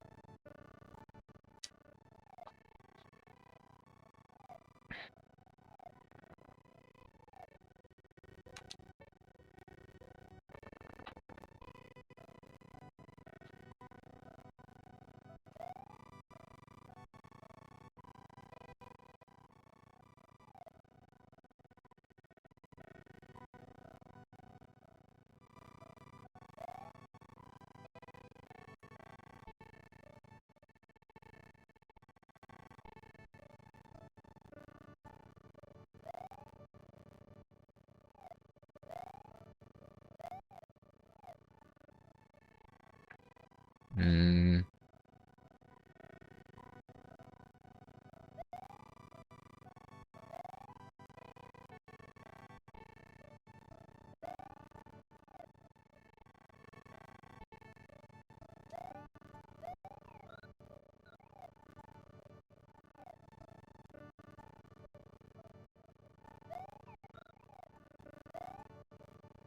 Hmm. Can this platform, like, latch onto a line guide, maybe? Would be, like, really friendly?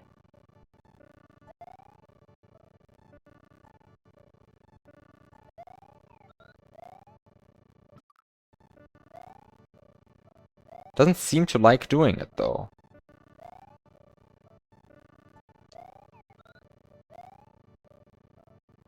Like, there's a line guide right there. Like, could you use it, maybe?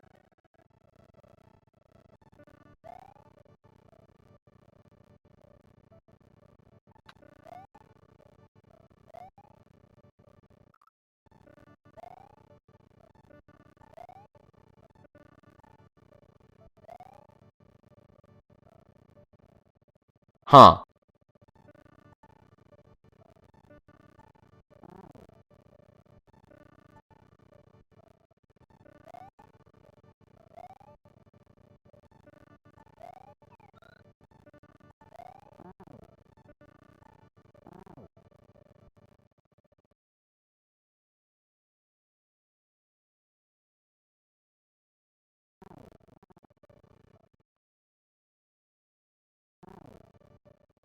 Wait, what's going on here?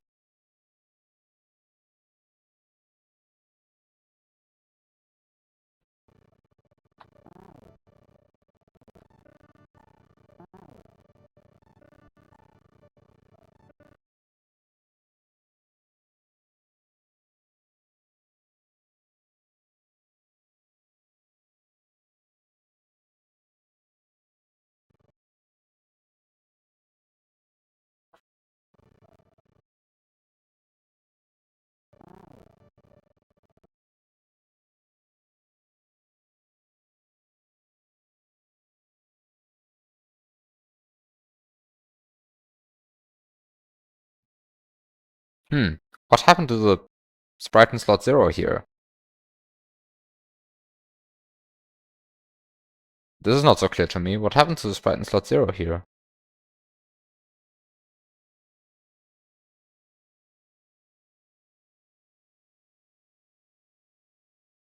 Where is it going?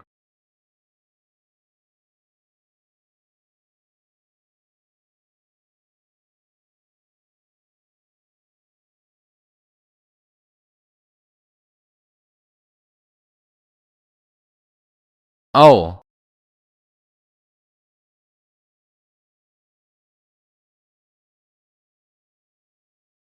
Sprite X position high byte. Right. The usual thing.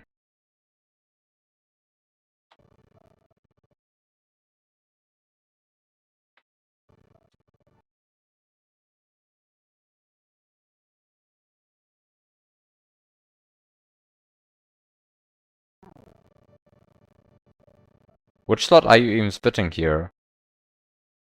I wanted to say 24, which is hex 18. Maybe I should hex display it.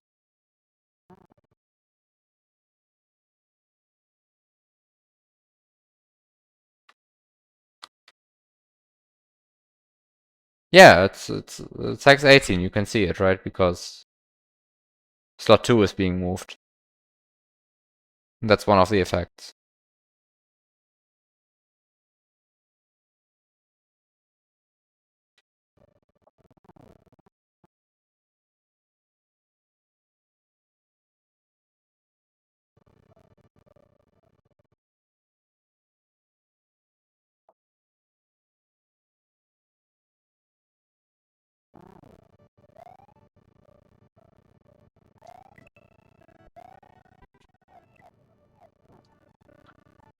Ah.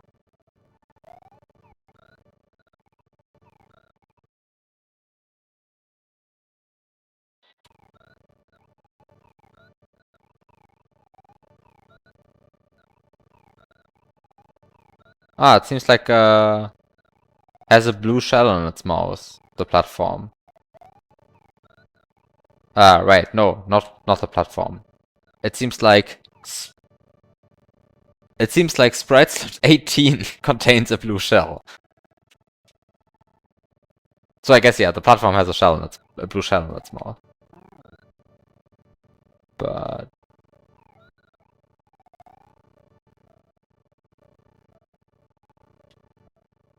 okay.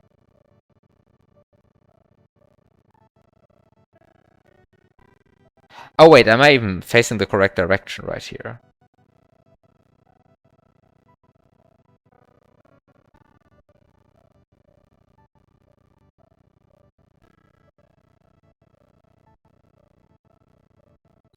No, I should be facing left.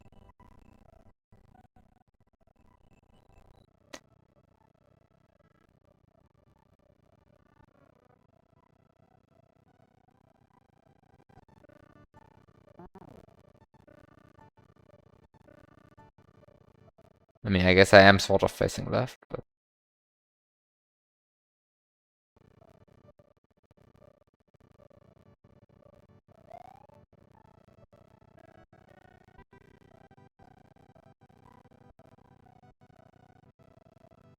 hmm.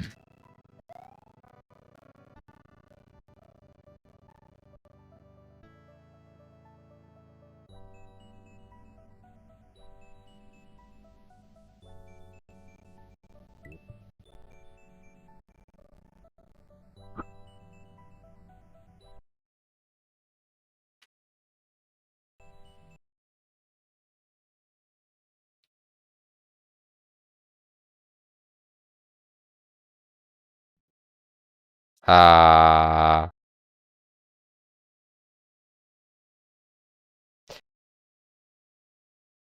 hmm. Emulator doesn't seem to like what I'm doing to it. That's not good. I prefer my emulators not crashing. Even if I do a bunch of nonsense. And I mean, I was about doing a bunch of nonsense, but come on, can I just not do the nonsense?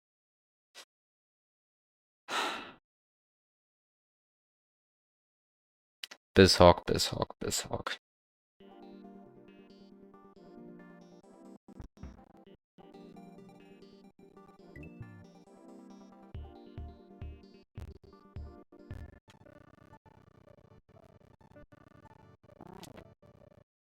Uh,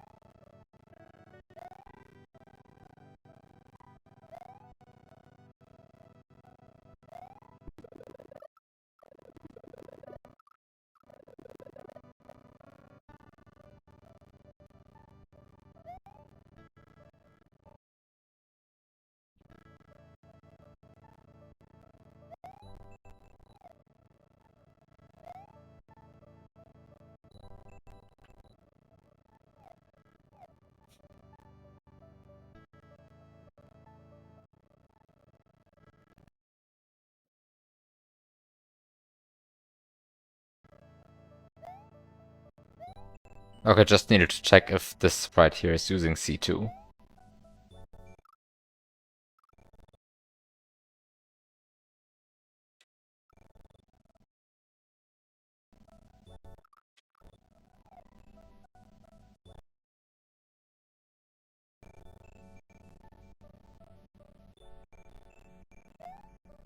Also, I'm very confused why this emulator claims that the sprite ID of the sprite is oscillating between 33 and B5. Like what? Hello? Is that a real thing?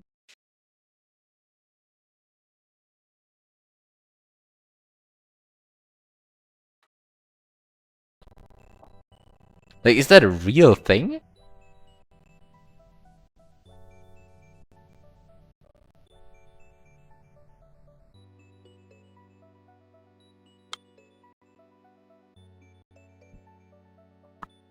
I mean, I guess 33 makes sense, but...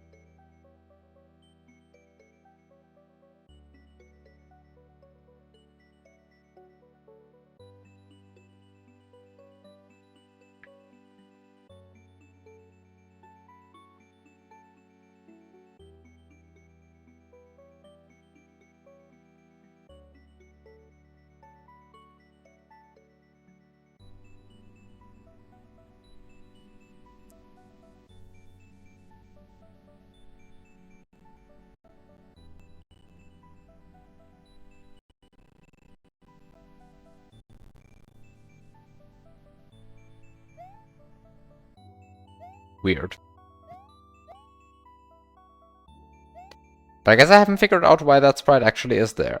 Is it just there because Magikey likes it? Or is it there for a deeper reason? Because, I mean, it is a very odd sprite. The weird Podoboo.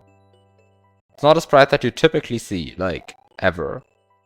Also, why is there a moving pipe, actually?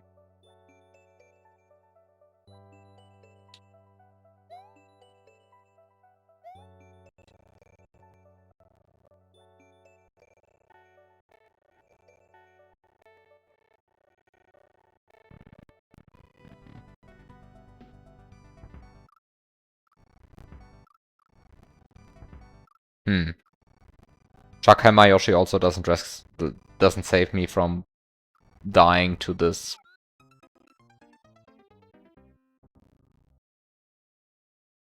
death block here. Well, I mean, it's unclear how it would, but it doesn't save me. Huh. Okay, so what are the observations so far? The first observation is that if you collect all Yoshi coins here, and then somehow manage to change the game mode to a title screeny game mode, then well, selecting the title screen in that title screeny game mode will bring you to the intro level again, but the Yoshi coins will be collected. So you get to bonk on the cement block instead of activating the message box. And as a result, you can spawn the display level 1 sprite. And if you manage to do that, then that changes Mario's overworld positioning such that you can enter this level. Seems good? Seems good. Except that, well, how do you change the game mode to a title screeny game mode here? Right? Because this is a level, this is not a title screen. So you somehow need to untitle screen the level. Actually,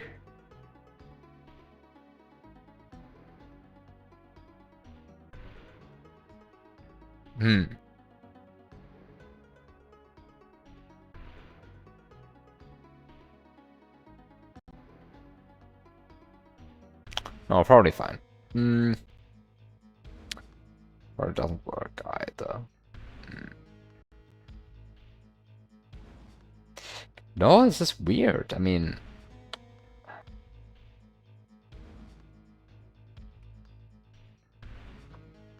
And somehow it's terrifying that my best lead on how to even enter this level, right? Not beat this level, enter this level. My best lead on entering this level seems to be playing this level and then changing the game mode to title screen. This is concerning. Just want to say this, right? It is concerning. It's concerning that my best chance of entering this level so far is entering this level and changing the game mode to title screen. This is the step we've reached.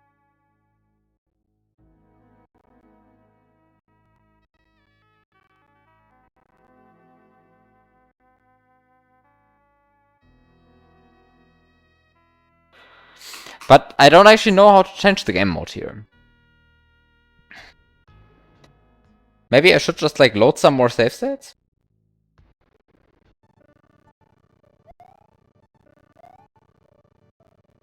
And just hope that this works at some point?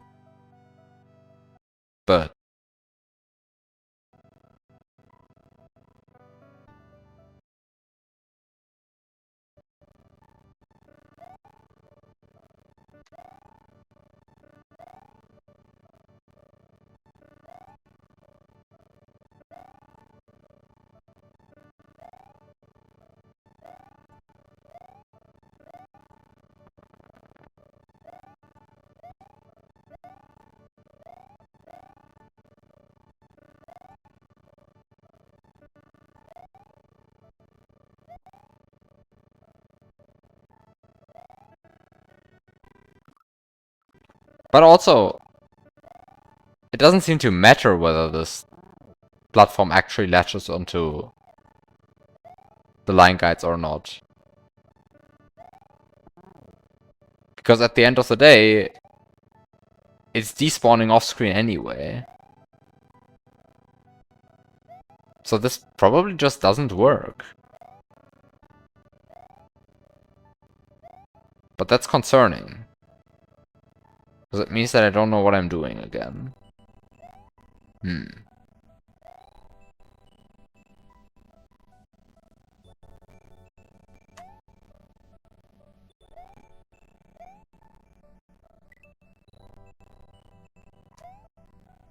Oh. You can survive down here. Now, isn't that exciting?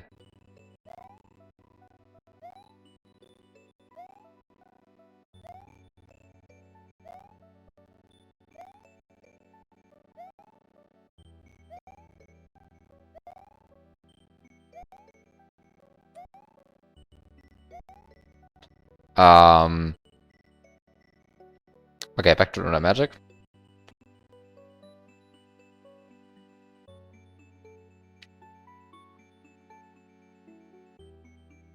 Also should be pointed out that this is not the line guide that allows you to change the game mode. This is the line guide that allows you to change the game mode. This is not the one.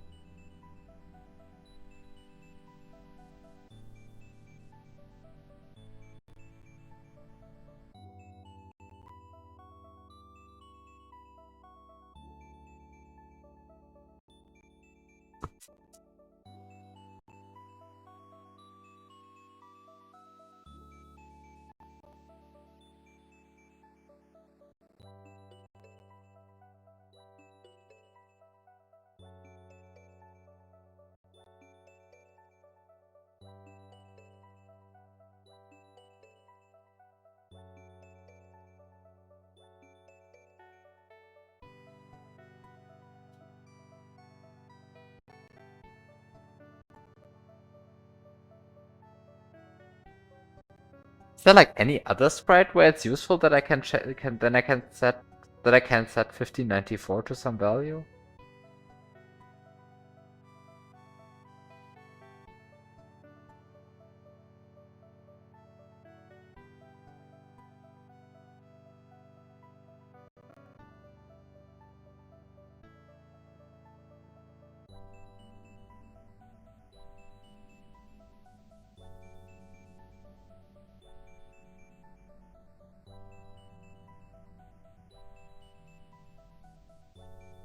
Oh.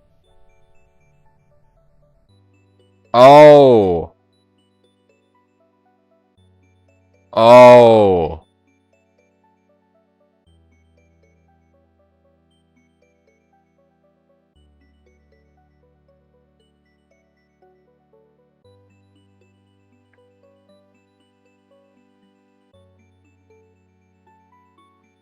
Oh.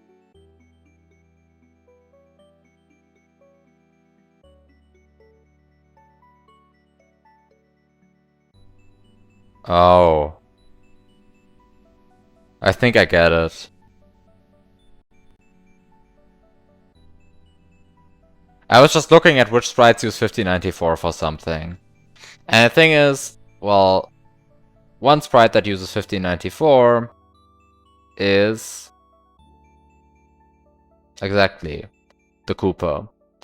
So what you can do, presumably, and well, so what does it use it for? Well, it's used by the naked Cooper to store which is the sprite slot of the shell that it's jumping into. So presumably, if I corrupt 1594 while a Koopa tries to enter a shell, I can normalize some sprite. And if I'm able to normalize some sprite, well, then I might as well normalize the P-switch. But if I can normalize the P-switch,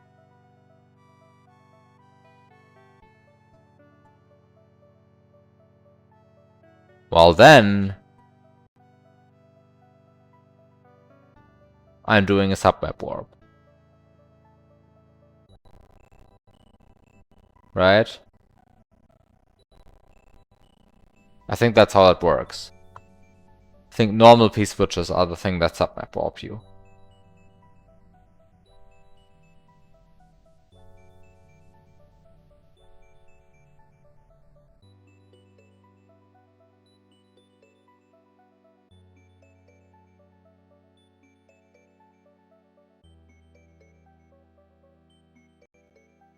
Which essentially just means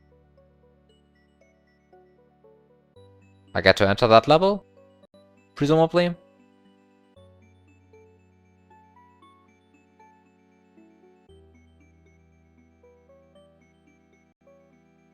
Then what do I do here?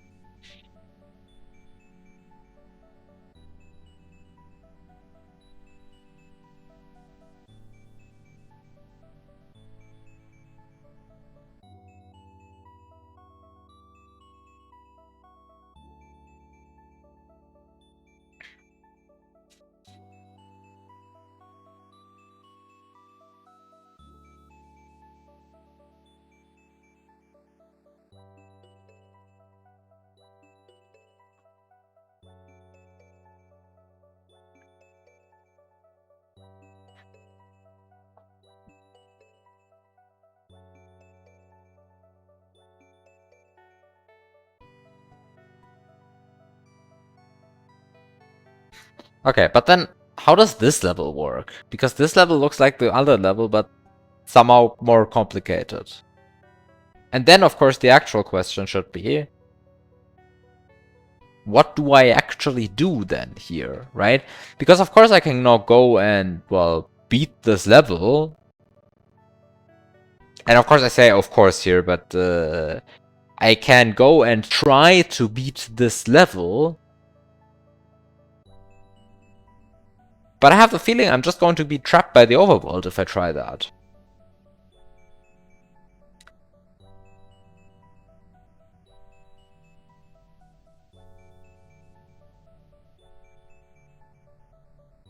Because even if I try like the submap warp nonsense and end up here, well then I still don't have an exit, right?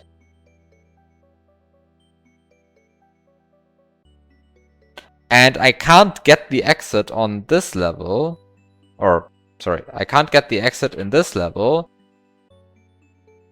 and then re-enter it, then do the submap warp, and then get this one. Because... well, I think you can't. Maybe I should double check this.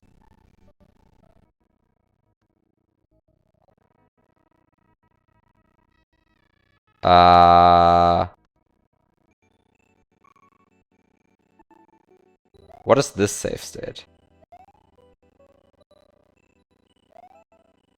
Wait, what is this save state?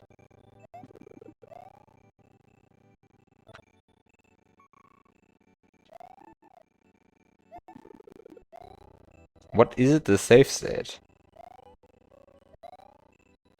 I think this is a save state in which I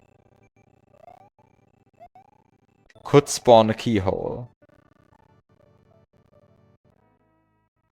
And then I have like this save state and this save state. And this save state and this save state, and most of them are the same, but not all of them. And then I have this save state, but this save state is bad.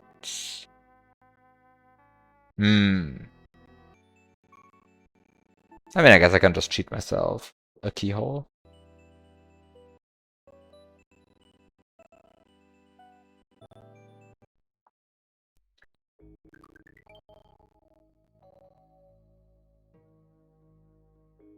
So if I understand correctly, then if you save here and go back, you can't re-enter this level.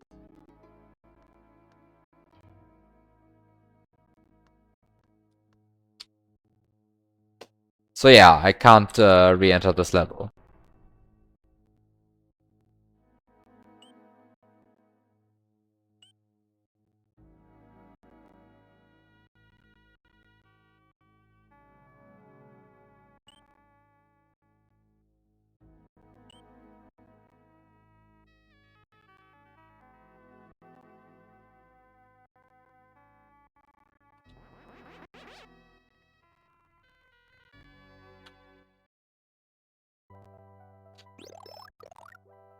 And if I reset,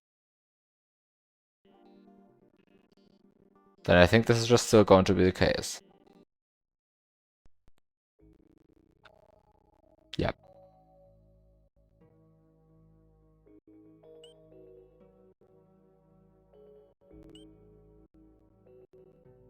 Okay, so...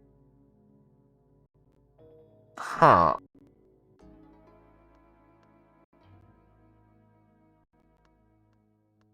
Bad. Because this means... okay, so what does this mean? This means that even if I somehow manage to set up a submap warp in here,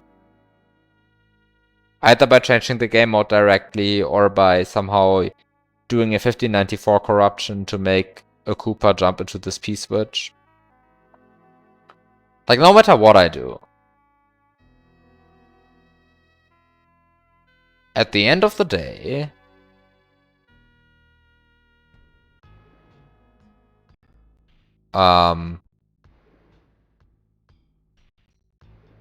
this allows me to maybe reach this point of the overworld and reach the other part of the overworld and enter this level, but it doesn't give me an exit.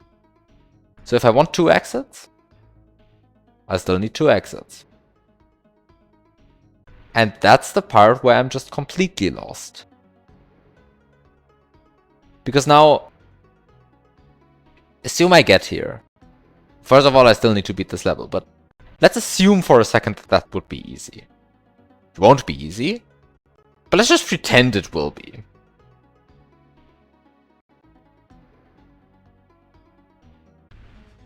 Then I'm still sort of screwed.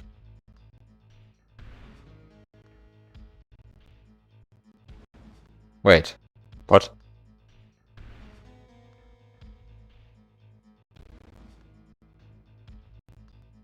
Wait, what?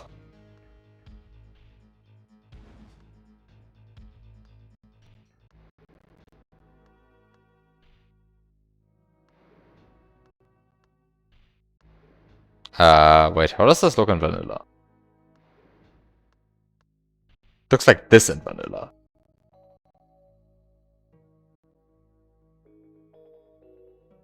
Looks like this in here. Vanilla. Here. Vanilla. Here. It's not just that we pressed the P switch. Some stuff moved very slightly.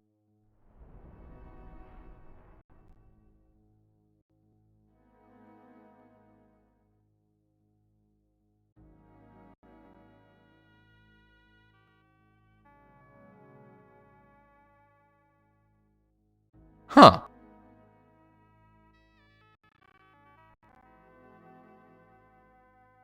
The Yoshi coin moved.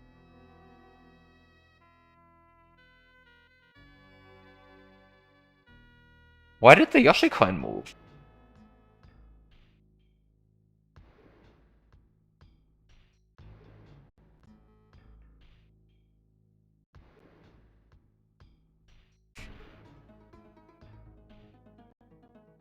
Also this arrow, but okay, sure.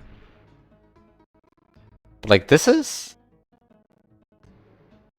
Like the rest seems like completely fine. Like, let's say I make the sprites invisible so that it's clearer what to focus on. Huh. And of course all of the Yoshi coins were removed except for one. But the one that exists in there was moved. What? Why would you do that?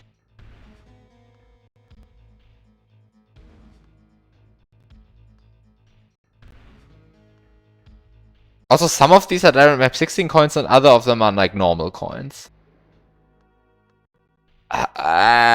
Okay.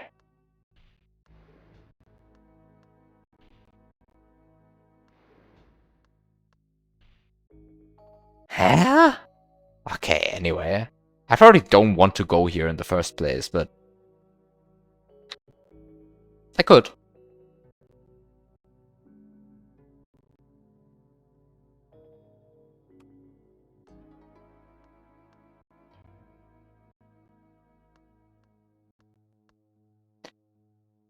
But...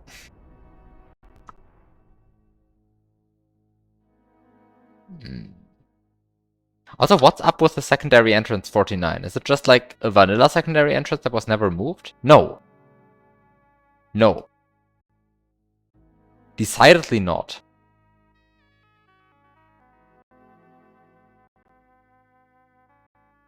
In fact, there is a very... No, maybe it is. Actually, I have no idea where the vanilla secondary entrances are placed. Well, I guess time to just open a vanilla ROM. Just check. Oh, but 49 does not exist normally. 79 is not bound normally. And A9 is not bound normally.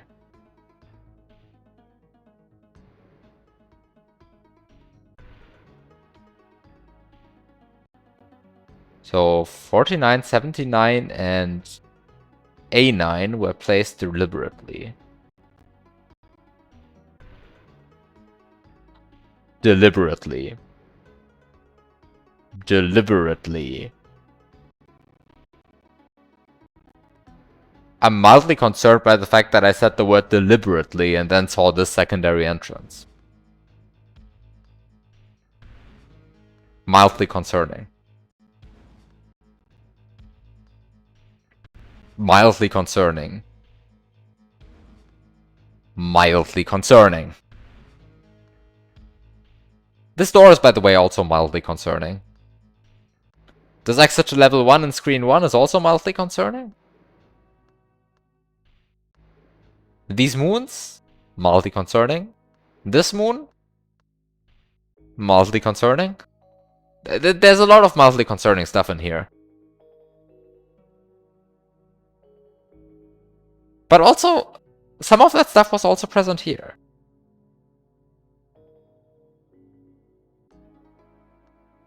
And it's not so clear to me if it's just that this mushroom block is fake, and this moon is fake, and interacting with this key doesn't really matter, and this 1-up block doesn't matter, and this door doesn't matter, and this pipe doesn't matter, and these coins doesn't matter, and none of this stuff matters because I broke it, or because all of this stuff just doesn't matter and only matters here.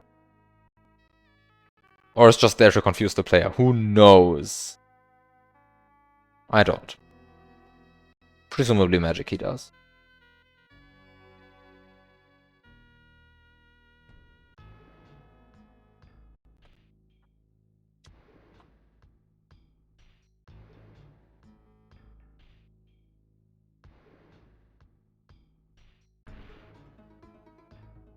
I want to point out that there's a death block here.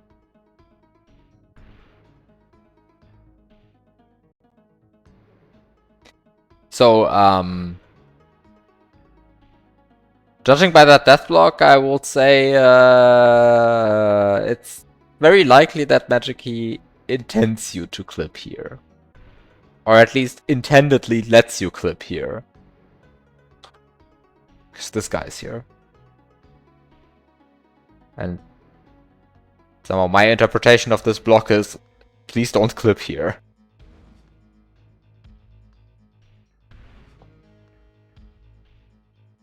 Oh well. This whole level seems mildly concerning. Absolutely, absolutely, absolutely. I mean, yes. Everything in this hack seems mildly concerning. But I think this is where I end stream. Next week, more of this. In the hopes that I figure out which exits to even beat. Because I don't even know that right now. So, have a good night. Thanks for watching. See you next week with presumably more of this.